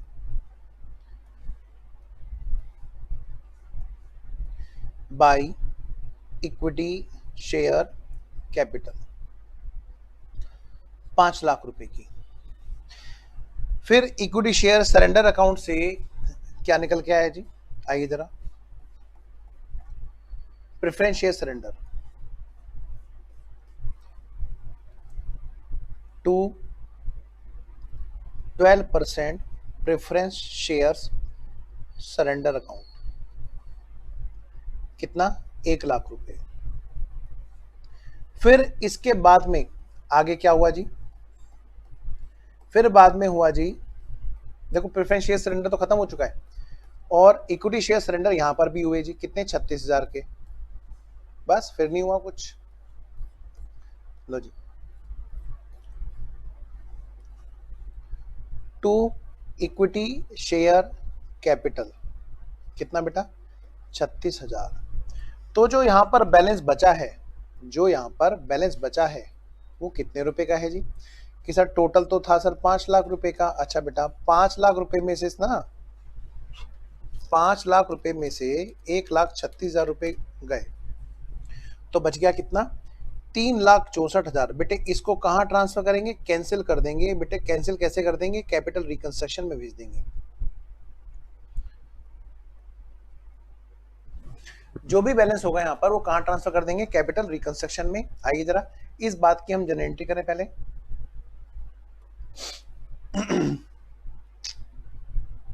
क्वेश्चन में इसकी भी नंबरिंग दे रखी है ना, जी जी एंट्री, लो बेटा नंबरिंग दे रखे तो डाल दो, नहीं तो बेटे नहीं भी देगा तो भी हमें ये काम करना ही है। क्या, equity share surrender account debit 3,64,000, और क्या बेटा, टू कैपिटल रिकंस्ट्रक्शन अकाउंट 3,64,000 रुपए। मैं नरेशंस को इग्नोर कर रहा हूं। तो आइए बेटा जी फटाफट से भेज दें, हम कैपिटल रिकंस्ट्रक्शन में भी एंट्री को भेज देते हैं। लो जी, by equity share surrender account 3,64,000 रुपए तो इक्विटी शेयर सरेंडर से आएगी।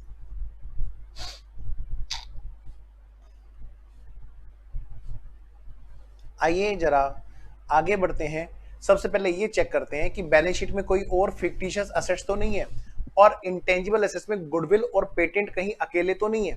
आइए जरा, अगर वो अकेले दिखाई दिए तो उनको, उनकी बहुत पिटाई होगी, बहुत पिटाई होगी।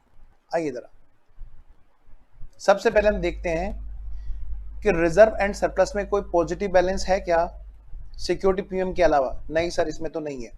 चलो अब दूसरी बात, अब असेट साइड में चेक करो, जो नॉन करंट असेट्स है, क्या वहां पर कोई फिक्टिशियस असेट्स है, कोई लॉसेस जिसको नॉन करंट असेट्स में, अदर नॉन करंट असेट्स में लिखा हो। जरा आइए जरा चेक करें। सर यहां पर तो खाली और खाली प्रॉपर्टी प्लांट एंड इक्विपमेंट ही है, यानी कि यहां पर कोई भी non current assets, fictitious assets नहीं है, और इवन गुडविल तक भी नहीं है यहाँ पर, गुडविल और पेटेंट भी नहीं है। चलिए जी, तो हमारा काम यहाँ पे खत्म हुआ, यानी कि अब हमारा और कुछ बचा नहीं है। तो हम क्या करेंगे बताओ सर, हम करेंगे कैपिटल रिकंस्ट्रक्शन अकाउंट का जो भी बैलेंस बचा होगा हम उसको ट्रांसफर करेंगे।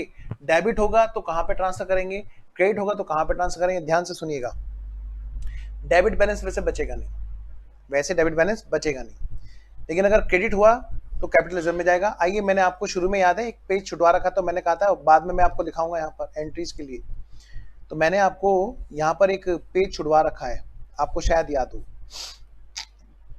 हाँ ये रहा, मैंने आपसे कहा था कि अगर डेबिट बैलेंस होगा तो क्या करेंगे, क्रेडिट होगा तो क्या करेंगे। सबसे पहले तो यहाँ पे लिखो, लिखो यहाँ पे बेटा, हम इसको भेजेंगे कहां पर, कैपिटल रिजर्व में।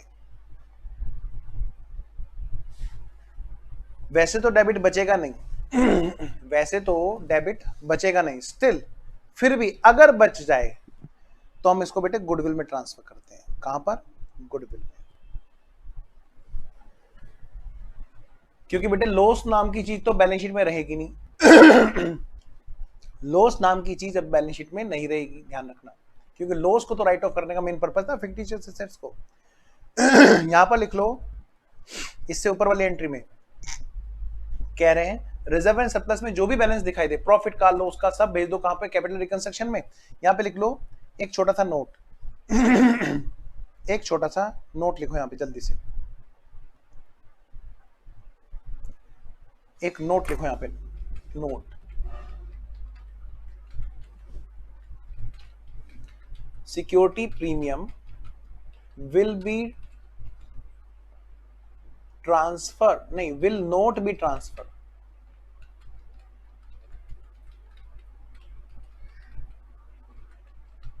However, if question specially says to transfer, only then security premium will be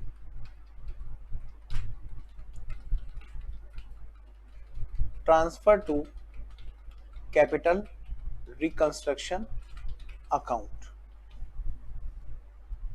जब क्वेश्चन स्पेशली बोले सिर्फ तभी हम रिजर्व एंड सरप्लस का सिक्योरिटी प्रीमियम उठाएंगे, ट्रांसफर करेंगे, अदरवाइज नहीं। इसका भी क्वेश्चन करेंगे हम आप पे भी।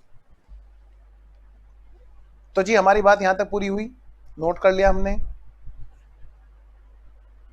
आइए जी अब हम चलते हैं वापस से उसी जगह पर, उसी क्वेश्चन पर। तो हम बात कर रहे थे किसकी बेटा? रिवाइज लिमिटेड की। और रिवाइज लिमिटेड की बैलेंस शीट में हमने काफी कुछ कर लिया था। कहां गया? ये रहा, आइए जरा। और कैपिटल रिकंस्ट्रक्शन अकाउंट हमें बनाना था। लो जी बेटा फटाफट से बनाओ। सबसे पहले यहाँ पे बात करते हैं, शुरू में कहाँ नाम आया कैपिटल रिकंस्ट्रक्शन? पहली एंट्री नहीं है, दूसरी एंट्री नहीं है, तीसरी नहीं है, चौथी एंट्री में नाम आया बाय डिबेंचर्स और बाय इंटरेस्ट। क्या कहा? बाय डिबेंचर्स और बाय इंटरेस्ट। लो बेटा फटाफट से लिखो, बाय डिबेंचर्स कितने का? 1.5 लाख का, और बाय इंटरेस्ट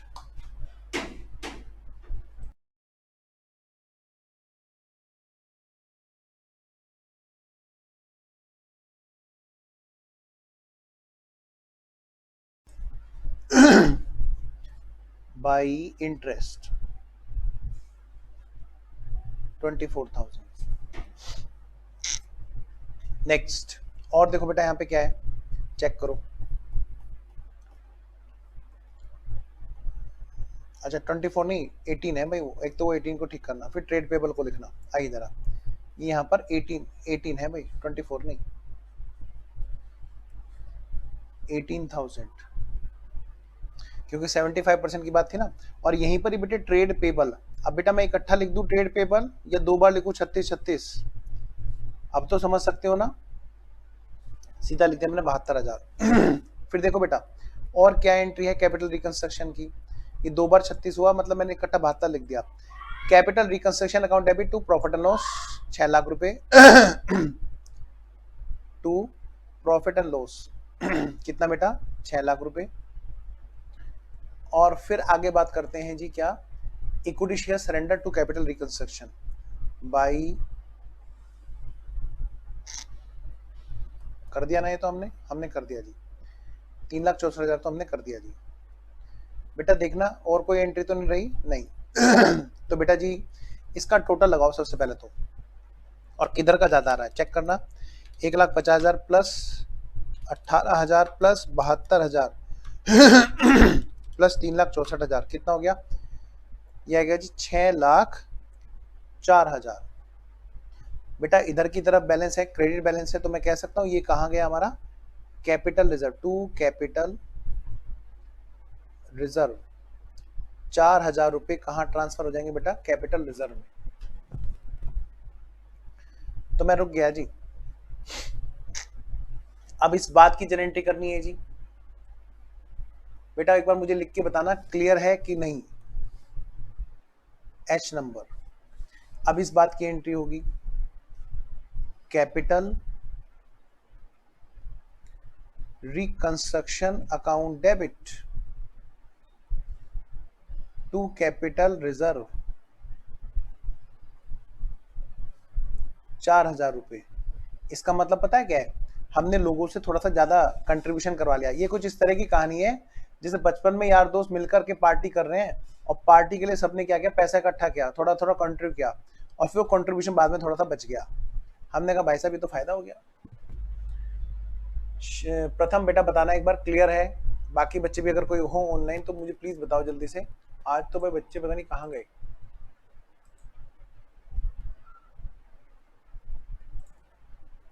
क्लियर है बेटा? चलिए तो मैं आगे बढ़ता हूं। हाँ जी, तो इसके बाद अब हमारी बात आती है बेटा इसकी बैलेंस शीट की। आइए जरा इसकी अपडेटेड बैलेंस शीट हमें बनानी है। नेक्स्ट पेज पर फटाफट से कॉलम खींचिए बैलेंस शीट के। आइए जी, फटाफट से बनाइए जी, बैलेंस शीट बनाइए जी। अब क्योंकि एक ही क्वेश्चन है शेयर सरेंडर का, तो मैं चाहता हूं इसको हम लोग पूरी करें बात को। ऐसा ना हो कि हमने इसमें कुछ चीज छोड़ दी थी, चाहे वो बैलेंस शीट हो चाहे वो कुछ भी हो। तो फटाफट से हेडिंग डालो बेटे, बैलेंस शीट ऑफ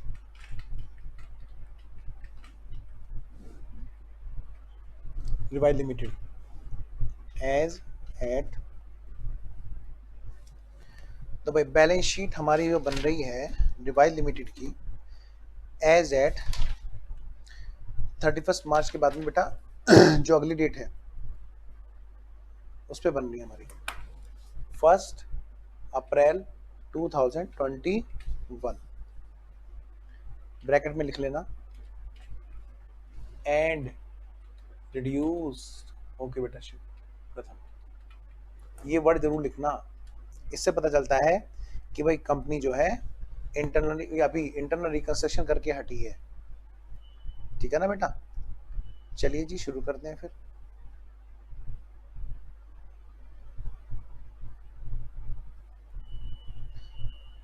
लो जी शुरू करो। यहाँ पे लिखो फटाफट से पार्टिकुलर्स, नोट नंबर लिखो जी आफ्टर और लिखो बिफोर। और सबसे पहले हेडिंग क्या डालेगा बोलो जी? सबसे पहले हेडिंग डालेगा equities and liabilities.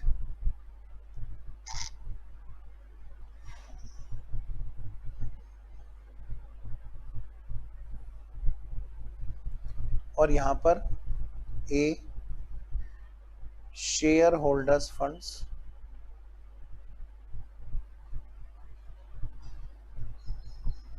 B application money pending allotment. इसको तो तुरंत डैश लगा देना।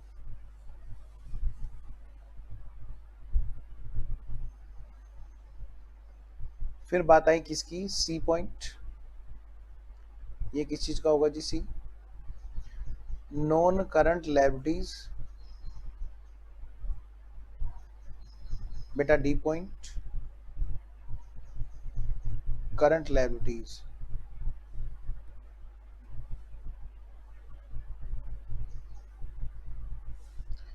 और इसके बाद बात आई फिर से अपनी असेट्स की।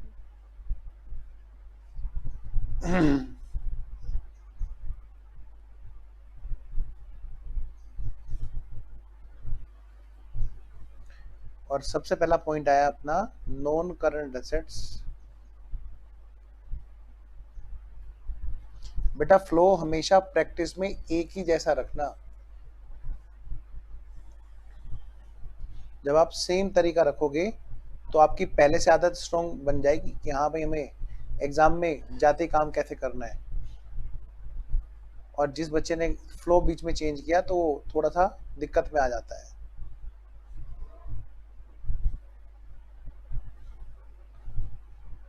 टोटल नोट्स टू अकाउंट्स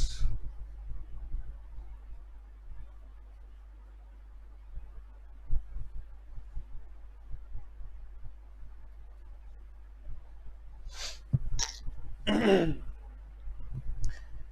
आइए जी सबसे पहले बनाते हैं नोट नंबर 1 हमारा share holder funds, note number 2 हमारा non current liability, note number 3 हमारा करंट लायबिलिटी, नोट नंबर 4 हमारा non current assets, note number 5 हमारा करंट एसेट्स। तो शुरू हो जाओ बच्चों। सबसे पहले आया हमारा नोट नंबर 1 जो क्या है हमारा share holders funds. Note number 1 share holders funds.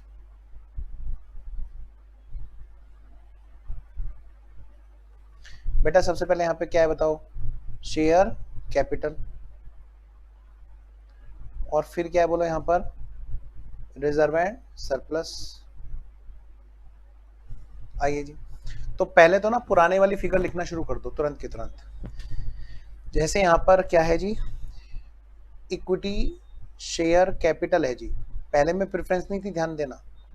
तो पहले इक्विटी कैपिटल कितने की थी जी, 10 लाख रुपए की। आपको डिटेल लिखने की जरूरत नहीं है पहले वाले के लिए, ध्यान रखना। आप पहले वाले की डिटेल नहीं लिखेंगे, कौन सी डिटेल लिखेंगे, लेटेस्ट वाली। आइए जरा, तो आपको पता है कि बाद में यहाँ पर 12% प्रेफरेंस शेयर कैपिटल भी आई है। बेटा वो पहले तो नहीं थी ना बाबू। रिजर्व सरप्लस की बात करोगे तो यहाँ पे रोने वाली हालत थी इनकी, प्रॉफिट लॉस का डेबिट बैलेंस था जो पहले था कितने का बेटा, 6 लाख रुपए का, बाद में नहीं है। अच्छा ध्यान रखना, ये डेबिट बैलेंस होने का मतलब माइनस में गया जी शेयर होल्डर। ठीक है बाबू, ध्यान से बेटा।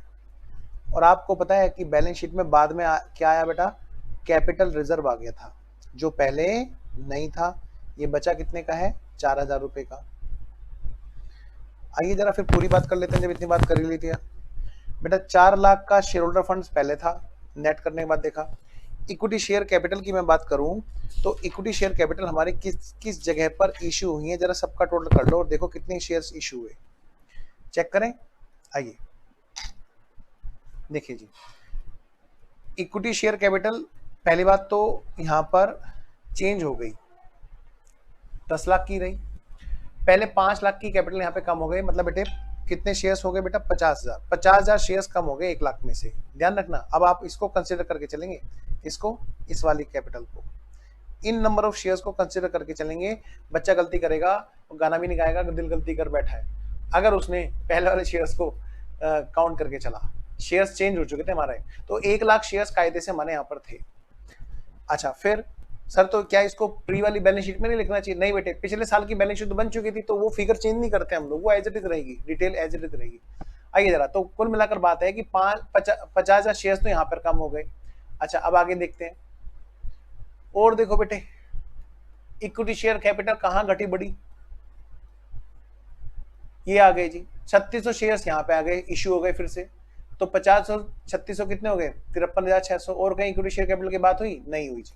निपटाओ बेटे फिर फटाफट से काम को, यानी कि अब जो शेयर्स हैं वो कितने हैं बेटा, 53,600 शेयर्स हैं, 10-10 वाले।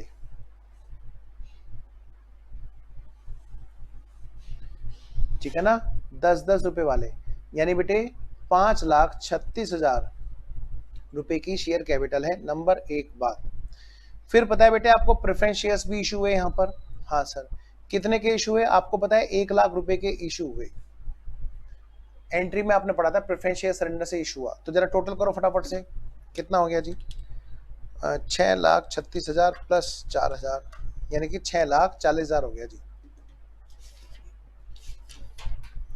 6,40,000 हो गया जी टोटल। तो इसको पहले लिख दो बेटा बैलेंस शीट में, शेयर होल्डर फंड को 4 लाख और 6,40,000। पहला था जी 4 लाख का, अब जी 6,40,000 का है।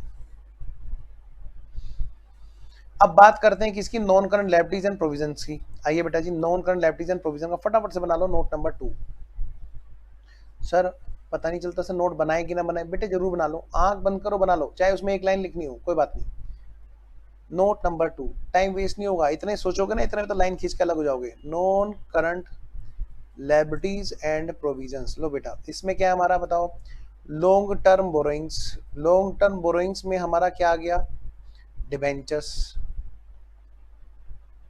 आइए जरा बेटे, हमारे डिबेंचर्स जो थे वो कितने रुपए के थे, चेक करो जरा। हमारे जो डिबेंचर्स थे वो कितने रुपए के थे। सर पहले वाली फिगर हम लिखें, हाँ बेटा पहले वाली फिगर लिखो। सर पहले वाले फिगर्स में देखा था कि वो तो 2 लाख के थे बेटा, 75% कैंसिल हो गए थे, 25% तो बच गए थे ना, कि हाँ सर, यानी बेटे 50,000। और तो कोई चीज नहीं थी नॉन करंट लायबिलिटीज में, नहीं सर। सर लेकिन डिबेंचर होल्डर का तो और भी क्लेम था, हाँ बेटा लेकिन वो करंट लायबिलिटीज में मिलेगा ना। तो आइए जरा फटाफट से इसका टोटल कीजिए, बताओ जी कितना मुश्किल है, कितना मुश्किल होता है बताओ, बैलेंस शीट बनाना है क्या मुश्किल, कुछ भी नहीं है।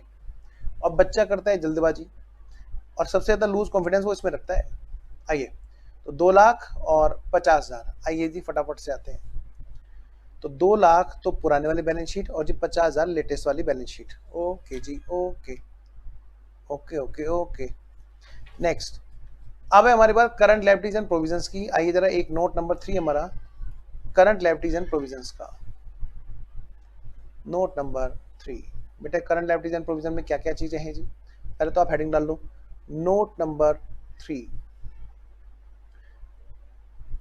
Current liabilities. सबसे पहली बात बेटे यहाँ पर करंट लायबिलिटीज में क्या क्या है जी। नंबर 1 बात भाई ट्रेड पेबल थे, नंबर 1 बात, इनको ऐसे करो, ट्रेड पेबल पहले लिख लो पुरानी बैलेंस शीट को। ट्रेड पेबल थे पहले 72,000 के, ओके जी। फिर आई हमारी अदर करंट लायबिलिटीज, अच्छा जी। बी, अदर करंट लायबिलिटीज में क्या था जी, इंटरेस्ट था जी, इंटरेस्ट ऑन डिबेंचर्स। भाई वो कितने का था पहले, कि जी वो था 24,000 का। आपको पता है ट्रेड पेबल तो अब रही नहीं है, तो साथ साथ लिख दो वहां पे डैश, बचा ही नहीं बैलेंस, आपने देख लिया था। इंटरेस्ट की बात करें तो बेटे 75%, 18,000 का हिसाब किताब हो गया था, 6,000 का हिसाब किताब अभी भी पेंडिंग है। 25% की मैं जो आपसे कह रहा था अभी कंटिन्यू है, जैसे डिवेंचर्स अभी 25% बचे हुए हैं, 2 लाख का 25% 50,000, ऐसे बेटे यहाँ पर इंटरेस्ट भी 24,000 का 25% बचा हुआ है, कंटिन्यूड है। सी पार्ट, सी पार्ट में आए बेटे, फिर आई हमारे शॉर्ट टर्म बोरोइंग्स। देखो जरा क्या क्या है शॉर्ट टर्म बोरोइंग्स में। सर वहां पर है short term provision for tax, बेटा पहले कितने का था, वो था जी 24,000 का। बेटा क्या उसमें कोई चेंज आया, हमने कहीं पे कोई बात की, नहीं सर, तो वो एज इट इज रहा। और देखो क्या है जी, बस जी यहाँ पर तो यही था, तो निपटा दो बेटे फटाफट से, इसका टोटल कर दो, टोटल करो, टोटल करो जी। 24 और 6 30,000, यहाँ पे हो गया बेटा ये 30,000, इधर 24 दूनी 48, 48 और 72 कितना हो गया, 1,20,000। बेटा 1,20,000 और 30,000। आइए जी करंट लायबिलिटीज को लिखें, 1,20,000 और 30,000।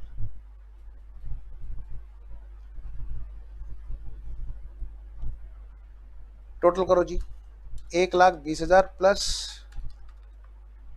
2 लाख प्लस 4 लाख, कितना हो गया जी, 7,20,000 तो पुरानी वाली बैलेंस शीट का टोटल हो गया जी, लेफ्ट साइड का। 6,40,000 प्लस 50,000 प्लस 30,000, लो जी ये भाई जो आफ्टर वाली बैलेंस शीट है बेटा, उसका भी टोटल हमारा 7,20,000 ही आ गया है। आइए अब हम चलते हैं नॉन करंट एसेट्स की तरफ। चलो जी नॉन करंट एसेट्स पे चलते हैं। तो बेटा जी नॉन करंट एसेट्स की अगर मैं बात करूं तो नॉन करंट एसेट्स में कैसे कैसे करना है, देखिए जरा नोट नंबर 4 पे आते हैं।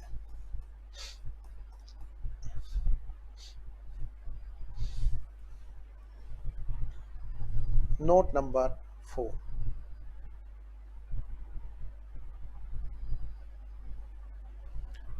Note number 4, non current assets. Non current assets में बेटा जी हम बात करें तो आइए जरा क्या क्या था जी यहाँ पे। सबसे पहले बस एक ही था सर यहाँ पे, तो प्रॉपर्टी प्लांट एंड इक्विपमेंट, हाँ वो पहले कितने का था, प्रॉपर्टी प्लांट एंड इक्विपमेंट में क्या था जी, प्लांट एंड मशीनरी कितने की थी, 1,00,000 रुपए की। और कोई वैल्यू थी क्या वहां पर, नहीं थी। इसमें कोई छेड़छाड़ हुई, कोई चेंज हुई, नहीं जी, एज इट इज है जी बाद में भी। लो बेटा जी निपटाओ इसको भी, देखो कितना छोटा सा नोट है ना। लो बेटा जी प्रॉपर्टी प्लांट एंड इक्विपमेंट है, इसका टोटल कितने का है बेटा, 1 लाख का, यही हम लोग वहां पर लिख देंगे। जल्दी से करो जी। 1 लाख पहले भी था बेटा जी, 1 लाख बाद में भी है। अब हम चलते हैं कहां पर, करंट असेट्स में, नोट नंबर 5। नो बेटा जी, नोट नंबर 5 पे आते हैं।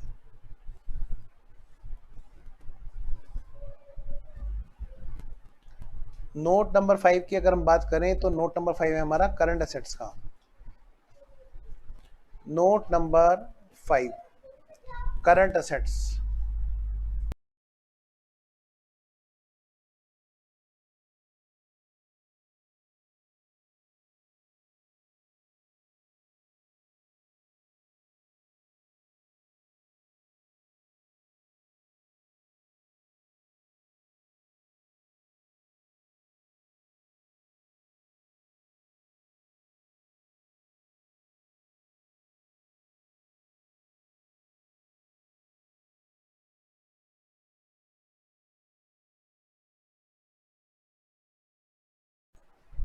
हाँ जी, तो नोट नंबर 5 ये हमारा बेटा क्या, करंट असेट्स।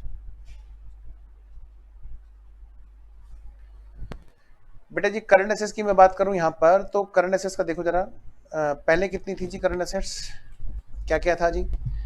पहला था जी यहां पर ए पॉइंट, इन्वेंट्री। तो पहले जो इन्वेंट्री था वो कितने का था जी, वो था जी, बेटा ऑडियो वीडियो सब ओके है ना, चलिए 3,20,000 का था। बी, प्रथम बताना बेटा, समझ में आ रहा है यहां तक, चलो मैं आगे। अगला है पॉइंट हमारा ट्रेड रिसीवेबल। ट्रेड रिसीवेबल कितने का था बेटा, पहले 2,70,000 का। आपको पता है इनकी वैल्यू में कोई भी चेंज नहीं आया है, वो एज इट इज है।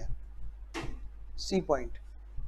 कैश एंड कैश इक्विवेलेंट की मैं बात करूं, आइए बेटा, कैश एंड कैश इक्विवेलेंट की बात करूं तो पहले था बेटे 30,000 का, इसमें भी बेटे कैश बैंक में कोई चेंज ही नहीं आया, कोई भी हमारी बात यहाँ पर कैश बैंक से रिलेटेड हुई नहीं है। तो जरा इसमें टोटल करो जी। ओके डन, वेरी गुड प्रथम, शाबाश बाबू। मैं भी जरा फटाफट निपटा देता हूँ। 3,20,000 प्लस 2,70,000 प्लस 30,000, 6,20,000। अब बेटा बाद में भी यही रहा टोटल, 6,20,000। टोटल जी टोटल, टोटल जी टोटल। तो यही हमारा कहां पे चला गया बेटा, बैलेंस शीट में चला गया। आइए जरा, पहले भी 6,20,000 था, उसमें कोई चेंज नहीं आया जी, अभी भी 6,20,000 है, इसीलिए यहाँ पर टोटल कितना है बेटा, 7,20,000 का।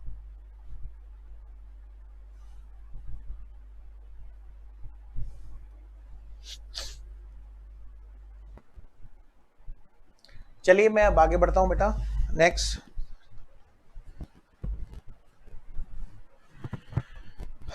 करो जी शुरू फटाफट से, लेट्स स्टार्ट। अगला क्वेश्चन, अब हम करते हैं जी नेक्स्ट क्वेश्चन, और छोटा सा ब्रेक लें क्या, 5 मिनट का ब्रेक लेते हैं, ठीक है ना। तब तक जरा मैं देख लूं आपके लिए और कौन सा क्वेश्चन हम लोग करें, वरना प्रथम कोई डाउट हो तो बेटा डाउट भेजो ताकि हम उस डाउट को जरूर करें, ठीक है। तो 5 मिनट का ब्रेक लेते हैं, 5 मिनट के ब्रेक के बाद में हम लोग बात करते हैं फिर।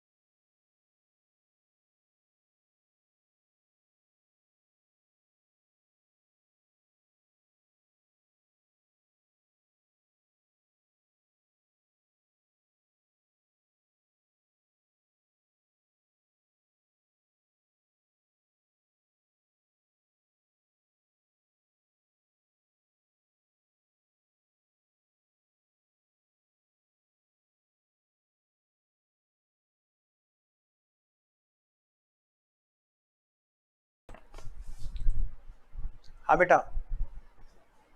आगे क्या ब्रेक से, एक बार मुझे बताओ जल्दी से।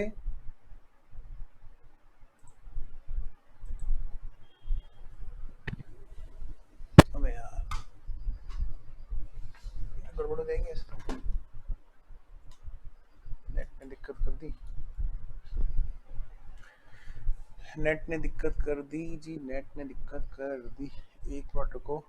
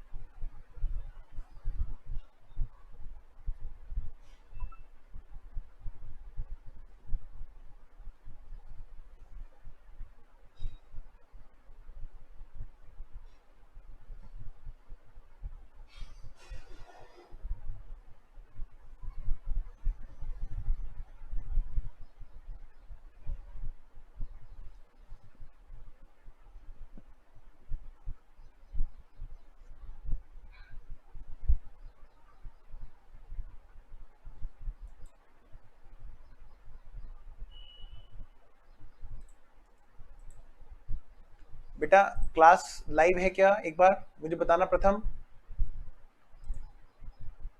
बेटा नेट बीच में ब्रेक हो गया था, मुझे एक बार बताओ जल्दी से, क्लास चल रही है ना?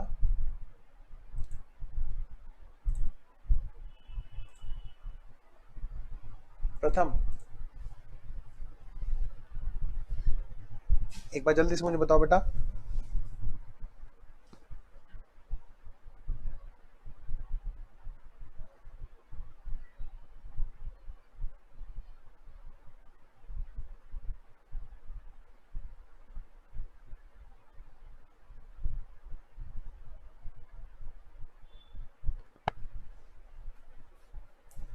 एक बार मुझे बताना बेटा, क्लास लाइव है ना हमारी?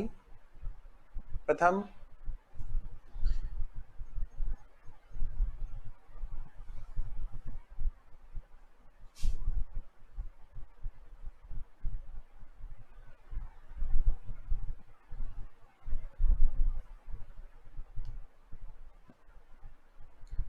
चलिए, वैसे अब बेटा इस चैप्टर में मैंने देख लिया कुछ नहीं बचा इसमें क्वेश्चन में, तो यहाँ पर मुझे कुछ भी ऐसा नहीं मिल रहा कि जो मुझे लगता है कि क्लास के अंदर अब हम करें। तो अब ना हम इस चैप्टर को कंप्लीट करते हैं, मतलब ओवर करते हैं। इसमें कुछ भी क्वेश्चन ऐसा नहीं है कि जो अब हमारा क्लास के लायक हो या जरा सा भी डिस्कशन के लायक हो। तो आप अब एक काम करना, सारे क्वेश्चन ट्राई करना जो भी बचे हुए हैं। कोई डाउट अगर हो तो मुझे बताना, क्योंकि अगली क्लास में फिर मैं ना डाउट लेकर के, यानी कि कल मंडे है, डाउट लेकर के तब मैं आगे बढ़ूंगा नए चैप्टर पे, ठीक है? वैसे शायद ही कोई आपको डाउट हो तो प्लीज़ आप मुझे व्हाट्सएप जरूर करना। नेक्स्ट क्लास में हम लोग नया चैप्टर शुरू करने जा रहे हैं, consolidated financial statement, consolidation of account, ठीक है? होल्डिंग और सब्सिडी, बड़ा प्यारा चैप्टर है जी, क्लास मिस मत करना, बहुत इंपॉर्टेंट चैप्टर है, एग्जाम में आया रखा है। आपको मैं दिखाऊं एग्जाम का लेवल, आइए मैं आपको थोड़ा सा एग्जाम का लेवल दिखाता हूँ क्वेश्चन का। जो मैंने आपके लिए देख रखा है, मैंने कुछ क्वेश्चन पेपर आपके लिए मैंने डाउनलोड कर रखे हैं। एक मिनट रुकिए, मैं आपको दिखाता हूँ एग्जाम का पेपर, इसी बार का एग्जाम का पेपर देखिए बेटा। अमालगमेशन का क्वेश्चन आया था इस बार। किसका क्वेश्चन आया था? अमालगमेशन का, ध्यान से सुनना। और अमालगमेशन में जो हमारा क्वेश्चन आया था, देखिए जरा मैं आपको दिखाता हूँ। इंटरनल रिकंस्ट्रक्शन का आपकी बार आना पूरा बनता है एग्जाम में। ये देखिए, ये क्वेश्चन है हमारा, देखिए ये कंपनी है, एक कंपनी है। अच्छा, ये मैं थोड़ा इसलिए डिस्कस कर रहा हूँ क्योंकि अमालगमेशन इंटरनल रिकंस्ट्रक्शन चैप्टर बहुत दोनों इंपॉर्टेंट है, और हमने दोनों अभी जो कंप्लीट किए हैं। क्वेश्चन तो आया रखा है जी, और देखो कितने नंबर का है, 15 नंबर का आया था। 15 नंबर तो कहीं नहीं गए, मैं शर्त लगा के कह रहा हूँ। और इंटरनल रिकंस्ट्रक्शन में भी बेटे 15 तो छोड़ो, मैं तो कहता हूँ अमालगमेशन और इंटरनल रिकंस्ट्रक्शन का क्वेश्चन मिक्स आ गया तो बेटा 20 नंबर का आएगा। और मैंने आपको एक क्वेश्चन मैंने आपको बता रखा है वहां पर कि उसको जो कहा था ना अमालगमेशन में कि इंटरनल रिकंस्ट्रक्शन के बाद में करना, तो वो क्वेश्चन आप ट्राई करना, आए तो बेटा 20 नंबर के आएंगे और पूरे पूरे चांसेस हैं, क्योंकि डिफरेंट कर रहा है अब इंस्टीट्यूट दोबारा से पहले की तरह से। जैसे जैसे कोरोना की वैक्सीन सब हो आ गई है, सब कुछ नॉर्मल होने लग रहा है, फिर से इंस्टीट्यूट अपने मूड में आ रहा है पहले की तरह। तो टफ क्वेश्चन आएंगे, लेकिन उनके लिए टफ होंगे जिन्होंने उनकी प्रैक्टिस नहीं की होगी। तो ध्यान से जरा क्वेश्चन पढ़िए मेरे सामने और आप जरा फील कीजिए कैसा क्वेश्चन है। बताओ सर। देखो जी क्वेश्चन में है क्या, मैं एक कोशिश करता हूँ कि इसको मैं किसी दूसरे सॉफ्टवेयर के साथ खोलूँ, तो फिर थोड़ा सा इसको मैं इस पर लिख के भी आपको शायद दिखा सकता हूँ। एक मिनट रुकिए, मैं देखो जरा इसके साथ हो जाएगा क्या, ये खुल जाएगा क्या? खुल गया तो फिर मैं लिख दूंगा।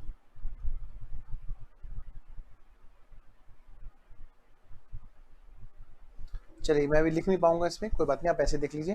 बेटा एक है डार्क लिमिटेड और एक है फेयर लिमिटेड, देख रहे हो, मतलब रंग के ऊपर बात आ गई अब तो बस। डार्क लिमिटेड और फेयर लिमिटेड दोनों के दोनों अमालगमेट हो गई 1 अप्रैल 2021 को। आपके एग्जाम में पता कौन सी डेट आएगी? 1 अप्रैल 2022। जब भी हम किसी भी एग्जाम में बैठे होते हैं उससे जस्ट पहले जो फाइनेंशियल ईयर खत्म हो रहा है वहां का क्वेश्चन आता है। आपके एग्जाम में जो क्वेश्चन आएगा, बैलेंस शीट दी होगी 31 मार्च 2022 की, ठीक है, और 1 अप्रैल 22 से अमालगमेशन होगा या इंटरनल रिकंस्ट्रक्शन होगा, इतना सा चेंज होगा बस। देखो जरा क्या कहते हैं, डार्क और फेयर दोनों के दोनों मिल गई और एक नई कंपनी बनी जिसका नाम क्या है बेटा, इस पर पेन चल नहीं रहा तो मैं ऐसे बता देता हूं, जिसका नाम क्या है बेटा, ये न्यू कंपनी ब्राइट लिमिटेड। और इसको किस बात के लिए फॉर्म किया गया? To take over the business of existing company. दोनों का बिजनेस एग्जिस्टिंग वाला टेक ओवर हो रहा है। मुझे बताना, मुझे तुम्हारा जवाब चाहिए बेटा साथ साथ में कि इसमें कौन सा मेथड लगेगा, ठीक है ना, मुझे बताना। मैं क्वेश्चन दिखाता हूं तुम्हें। बैलेंस शीट दे रखी है बेटा डार्क की और फेयर लिमिटेड की। देखो बैलेंस शीट में देखो क्या क्या दे रखा है, शेयर होल्डर फंड दे रखा है जिसमें शेयर कैपिटल है, रिजर्व सरप्लस है। ध्यान रखना होगा, हो सकता है वेंडर के यहाँ पर कोई स्ट्रेचरी रिजर्व भी हो। नॉन करंट लायबिलिटीज में देखो क्या है, डिबेंचर्स हैं और बस उसके अलावा कुछ है ही नहीं। उधर बेटा देखोगे तो करंट लायबिलिटीज हैं जिसमें ट्रेड पेबल है, बस इतनी छोटी सी बैलेंस शीट है। देखो कमाल की बात है, कितनी कमाल की बात है, जब भी क्वेश्चन बड़ा आता है ना तो वो छोटी छोटी बैलेंस शीट पकड़ा देता है, कहते हैं ले भैया लॉलीपॉप की तरह क्वेश्चन है। असेट्स में देखो जरा, वो ना पेपर इतने होते हैं उनको देख के बच्चे डर जाते हैं। अगर इसी बैलेंस शीट को छोटी सी में बना के दे देना तो बच्चा सोचेगा अबे ये पेपर। देखो जरा असेट्स में देखो, non current assets property plant and equipment, non current investment, दो चीजें हैं। कितना सिंपल है बताओ, कुछ इसमें ऐसी डरावनी बात दे रखी है बैलेंस शीट में? कुछ भी नहीं। करंट असेट्स में देखो इन्वेंट्रीज है, ट्रेड रिसीवेबल है, कैश एंड कैश इक्विवेलेंट है। नोट्स टू अकाउंट्स में शेयर होल्डर फंड्स की डिटेल देती। शेयर कैपिटल में कह रहे हैं कि दोनों तरह की शेयर कैपिटल है, छोटे मालिक हैं और बड़े मालिक है। ध्यान रखना ये दोनों कंपनियां वेंडर हैं। इन दोनों कंपनी को खरीदा है किसने? ब्राइट लिमिटेड ने। तो जी रिजर्व एंड सरप्लस में देखोगे आप तो यहाँ पे क्या क्या है, रिवैल्यूएशन रिजर्व है, जनरल रिजर्व है, इन्वेस्टमेंट अलाउंस रिजर्व है, प्रॉफिट एंड लॉस है। क्या इसमें से कोई स्ट्रेचरी रिजर्व है? अपने आप को आंसर देना, क्या इसमें से कोई स्ट्रेचरी रिजर्व है ना? इन्वेस्टमेंट अलाउंस रिजर्व स्ट्रेचरी रिजर्व है। चलिए आगे बढ़ते हैं। वेंडर कंपनी के यहाँ पे तो सारी रिजर्व, चाहे स्ट्रेचरी हो, चाहे रिवैल्यूएशन हो, चाहे कुछ भी हो, भाई सारा का सारा रिजर्व कहाँ जाना है? कहाँ जाना है? वेंडर के ओनर में, बशर्ते कोई रिजर्व किसी की पूछ ना हो। आइए जरा आगे बढ़ते हैं। प्रॉफिट एंड लॉस बैलेंस भी दे रखा है, ये तो क्रेडिट बैलेंस है जी, वरना डेबिट होता तो बेटा माइनस की फिगर होती प्रॉफिट लॉस की। अब क्वेश्चन ने क्या कहा, ध्यान से सुनिएगा, ध्यान से सुनिएगा इस क्वेश्चन को। क्वेश्चन ने क्या कहा, जो परचेजर कंपनी है जिसका नाम है ब्राइट लिमिटेड, कहते हैं क्या वो इश्यू करेगी 5 equity share for each equity share of dark limited. मुझे बताओ बेटे क्या स्वैप रेशो दे रखा है, बताना जल्दी से सब बच्चे। बेटा मेरे को बताना, देख लो पाप लगेगा उसे जो नहीं बताएगा, देख लो भाई प्रथम तुम ही हो चाहे लाइव में, खाली मेरे को बताओ जल्दी से। और जो बैकअप में भी देख रहे होंगे इस बात का आंसर देंगे मैं पहले बता रहा हूं, देखो पाप लगेगा उनको, वरना फिर क्या स्वैप रेशो दे रखा है डार्क लिमिटेड के लिए? यस, कह रहे 5 इक्विटी शेयर देंगे हर एक शेयर के बदले। कितने? 5। मैं कह सकता हूं 5:1 का है। चलो बताना जरा डार्क लिमिटेड के शेयर्स कितने हैं? सर डार्क लिमिटेड के शेयर्स है ना सर 100 वाले हैं, 1200 लाख की फिगर है सर। 1200 को 100 से डिवाइड किया तो 12 लाख इक्विटी शेयर आ गए। तो बताओ बेटे परचेजर कंपनी कितने शेयर इशू करेगी? मैं भी पहली बार देख रहा हूं इस पेपर को, कसम से अभी जस्ट मैंने नहीं देखा, बस फर्स्ट ग्रुप वाला पेपर देखा, उसकी वीडियो बना दी सोल्यूशन की, फिर मैंने सोचा, मैंने कहा चल यार क्या करेंगे, बच्चों को भी क्लास के अंदर कराएंगे। 12 लाख इक्विटी शेयर्स हैं, बताना जरा परचेजर कंपनी कितने शेयर देगी? सर स्वैप रेशियो दे रखा है, हर एक शेयर के बदले 5 शेयर देगी इक्विटी वालों को, मतलब मैं कह सकता हूँ 12 पंजे 60 लाख इक्विटी शेयर देगी परचेजर कंपनी। डार्क की बात हो रही है खाली, पर डार्क में सर प्रेफरेंस शेयर्स भी तो है। आइए जरा देखते हैं क्वेश्चन ने उनके बारे में कुछ कहा है क्या। कहता है और सुनिए 4 इक्विटी शेयर देंगी हर एक इक्विटी शेयर के लिए फेयर वाले के लिए। जरा देखना फेयर वाले हैं कितने। सर फेयर वालों के शेयर सर जैसे इनके 12 लाख थे ऐसे सर उनके 11,25,000 हैं सर। तो बताओ बेटे घटाना बांटना जरा डिवाइड करो। अब क्या बताएं, क्वेश्चन तो कुछ बचे ही नहीं ऐसे, तो इन्हीं में टाइम लगाते हैं जरा, करना है डिस्कस। 1125 डिवाइड बाई 100 यानी सर 11,25,000 शेयर्स हैं सर। बताओ एक शेयर के बदले कितने शेयर दे रही है फेयर वालों को, 4, तो मल्टीप्लाई करना इंटू 4 से, यानी कि 45 लाख शेयर्स उनको देंगी। 45 लाख क्योंकि बेटे इंटू 4/1 भाई 45 लाख देंगे। अच्छा ये तो बात होगी नंबर ऑफ शेयर्स। अब इशू प्राइस दे रखा है क्या, ये लो भाई बताओ अब इससे ज्यादा और क्या लेगा बच्चा। कह रहे लिख तो दिया सर, इशू प्राइस आपने बताया था चार्ट में, या तो लिख देगा एट द रेट या लिख देगा एज रुपीज पेड अप या एट लिख देगा। सर यहाँ तो लिख रखा है सर साफ साफ एट द रेट। बताओ इससे भी आसान कोई पेपर आ सकता है क्या। मतलब एग्जामिनर कह रहा है नंबर चाहिए, बस बच्चे को ये करना है, लाओ दो, ऐसे करना है बच्चे को। 35 रुपए का हिसाब किताब है इशू प्राइस का। कह रहा फेस वैल्यू 10 है। ध्यान रखना बेटे इशू जब करेगी तो 10 रुपए वो कैपिटल में डालेगी और प्रीमियम डालेगी ऊपर के 25, वो छोड़ो। अब पीसी की बात करते हैं। तो भाई इसको दिए थे 60 लाख और उसको दिए थे 45 लाख, यानी कि अगर मैं आपसे पूछूं बताओ बेटे इसका पीसी कितना हुआ डार्क वाले का, तो आप क्या करोगे 60 लाख को 35 से मल्टीप्लाई कर दोगे। 60 लाख को 35 से मल्टीप्लाई करोगे, बोलोगे सर 21 लाख। चलो जी अब 45 वाले की बात करते हैं, मतलब 2100 लाख हो गया, और 45 वाले की बात करो इंटू 35, तो 45 लाख इंटू 35 बन गया 1575 लाख, 15 करोड़ 75 लाख, दोनों का पीसी आ गया। अब हमें क्या देखना है बेटा, वेंडर कंपनी के यहाँ कोई फर्क नहीं पड़ता, वेंडर कंपनी के यहाँ कोई फर्क नहीं पड़ता, काउंटिंग हमेशा एक जैसी होती है। परचेजर कंपनी के यहाँ फर्क पड़ता है, या तो question in the nature of purchase होगा या पुलिंग द इंटरेस्ट होगा। जरा वैसे तो एग्जामिनर ने बोल दिया था इसमें कि भैया इस मेथड से करके बताइए, तो बात वहीं पे खत्म हो जाती है। लेकिन मैं आपसे पूछ रहा हूं अगर एग्जामिनर नहीं लिखता लाइन तो एक अंडरस्टैंडिंग तो अपनी होनी चाहिए ना कि कौन सा मेथड लग रहा है। अब बताओ पीसी शेयर्स में है कि नहीं है, पीसी शेयर्स में है सर दोनों के यहाँ पर। चलिए आगे देखते हैं कौन कौन सी कंडीशन है। सारी एसेट्स लायबिलिटी जाएंगी, अगर नहीं गई तो परचेज मेथड। फिर दूसरी बात बुक वैल्यू पर जाएंगी, मतलब क्वेश्चन में अगर किसी भी एसेट्स की मार्केट वैल्यू या एग्रीड वैल्यू दे दी तो भाई फिर कंडीशन ब्रेक हो जाएगी, परचेज मेथड बन जाएगा। अगली बात क्या, पीसी शेयर्स में होगा तो बात बनेगी, बाकी की दो कंडीशन चेक ही नहीं करनी थी। पहले एक तीसरी कंडीशन आपने चेक कर ली पीसी शेयर्स में, अब तो दो कंडीशन चेक करनी है, सारी एसेट्स लायबिलिटी गई हैं क्या, क्या वो बुक वैल्यू पर गई हैं, वैल्यू चेंज तो नहीं की, तो आपकी बात बन जाएगी। हालांकि इन सब बात को हटा के एग्जामिनर ने बोल दिया भाई परचेज मेथड से कर दो, पर कोई बात नहीं, अगर नहीं लिखा होता तो कैसे करते। आइए जरा पॉइंट नंबर सेकंड पढ़े। कह रहे प्रेफरेंस शेयर होल्डर की भी सुन लो, पीसी खाली इक्विटी को थोड़ा ना देते हैं, प्रेफरेंस शेयर होल्डर को भी सुन लो, उनको भी हम क्या दे रहे हैं, शेयर्स दे रहे हैं। चलो जी शेयर्स निकाल लेंगे। कह रहे दोनों कंपनी के शेयर्स को उतने ही शेयर्स दे रहे हैं जितने उनके पास थे, इक्विवेलेंट नंबर। भाई वेंडर कंपनी के पास शेयर्स कितने थे जरा देखना, प्रेफरेंस वालों के पास 450 लाख तो डार्क की है, तो बेटा 100 से डिवाइड करोगे तो कितना होगी 4.5 लाख। कह रहे 4.5 लाख शेयर्स ही हम इनको अपने यहां पर देंगे। इनके कितने फेयर वालों के कि जी 300 को 100 से डिवाइड कर दो 3 लाख। कह रहे इक्विवेलेंट नंबर 3 लाख ही हम अपने यहाँ पे देंगे, बस उनका इश्यू प्राइस हम बताते हैं क्या करेंगे। कह रहे हैं क्या, एट ए प्राइस ऑफ 160 देंगे। लो बेटा मल्टीप्लाई कर लोगे 3 लाख को 160 से, 4.5 को 160 से, आ जाएगा तुम्हारा इसका भी पीसी। तो दोनों को जोड़ेंगे तो पीसी बनेगा, ध्यान रखना इक्विटी और प्रेफरेंस दोनों को जोड़ोगे तो पीसी बनेगा। अब भाई ये देखना है सारी एसेट लायबिलिटी गई है क्या, भाई कोई एग्रीड वैल्यू हुई है क्या, या मार्केट वैल्यू दे रखी है क्या, या क्वेश्चन ने बोल दिया है क्या भाई परचेज मेथड से कर दो। जरा क्वेश्चन की बात करो, डिबेंचर होल्डर हैं दोनों के, कह रहे हैं उनको ना इश्यू करेंगे, इतने नंबर ऑफ डिबेंचर इश्यू करेंगे कि उनको इंटरेस्ट सेम मिलेगा, बस रेट ऑफ इंटरेस्ट 16% से होगा। इसका मतलब बेटे उन्होंने कर दिया कांड, कर दिया बेटे कांड कर दिया उन्होंने, कंडीशन ब्रेक कर दी, डिबेंचर की जो वैल्यू है वो चेंज कर दी। जरा देखना डिबेंचर्स थे कितने के, डिबेंचर्स थे कितने के, डिबेंचर्स बेटे 90 लाख के थे। जरा बेटे देखना 90 लाख पर कितना परसेंट इंटरेस्ट मिल रहा था। डार्क की बात कर लेते हैं खाली, ऐसी दूसरी कंपनी की बात हो जाएगी। 90 लाख पर 10% के हिसाब से बेटे 9 लाख इंटरेस्ट मिल रहा था, और क्वेश्चन ने क्या कहा, हम तुम्हें 9 लाख ही इंटरेस्ट मिलने देंगे, नई कंपनी में तुम हमारे पास आ जाओ, हम तुम्हें 9 लाख ही इंटरेस्ट देंगे, लेकिन नाम तुम्हारा होगा 16%। 16%, यानी बेटे 9 लाख को आप मल्टीप्लाई करोगे किससे, इंटू 100/16, यानी बेटे 56.25 लाख रुपए की फेस वैल्यू के डिबेंचर इशू किए जाएंगे। इसका मतलब उन्होंने अमाउंट चेंज कर दी, उन्होंने कहा इंटरेस्ट की अमाउंट सेम रहेगी तुम्हें, लेकिन तुम्हारा नाम अब कितना होगा 16%, यानी कि सेम इंटरेस्ट मिलेगा, और किस रेट से मिलेगा 16% से। बेटे कंडीशन ब्रेक हो गई कि नहीं हो गई, हाँ सर, असेट्स हो चाहे लायबिलिटी हो उसकी वैल्यू चेंज हो गई ना, हाँ, तो कंडीशन ब्रेक हो गई। आइए जरा, यानी कि परचेज मेथड का क्वेश्चन बन गया।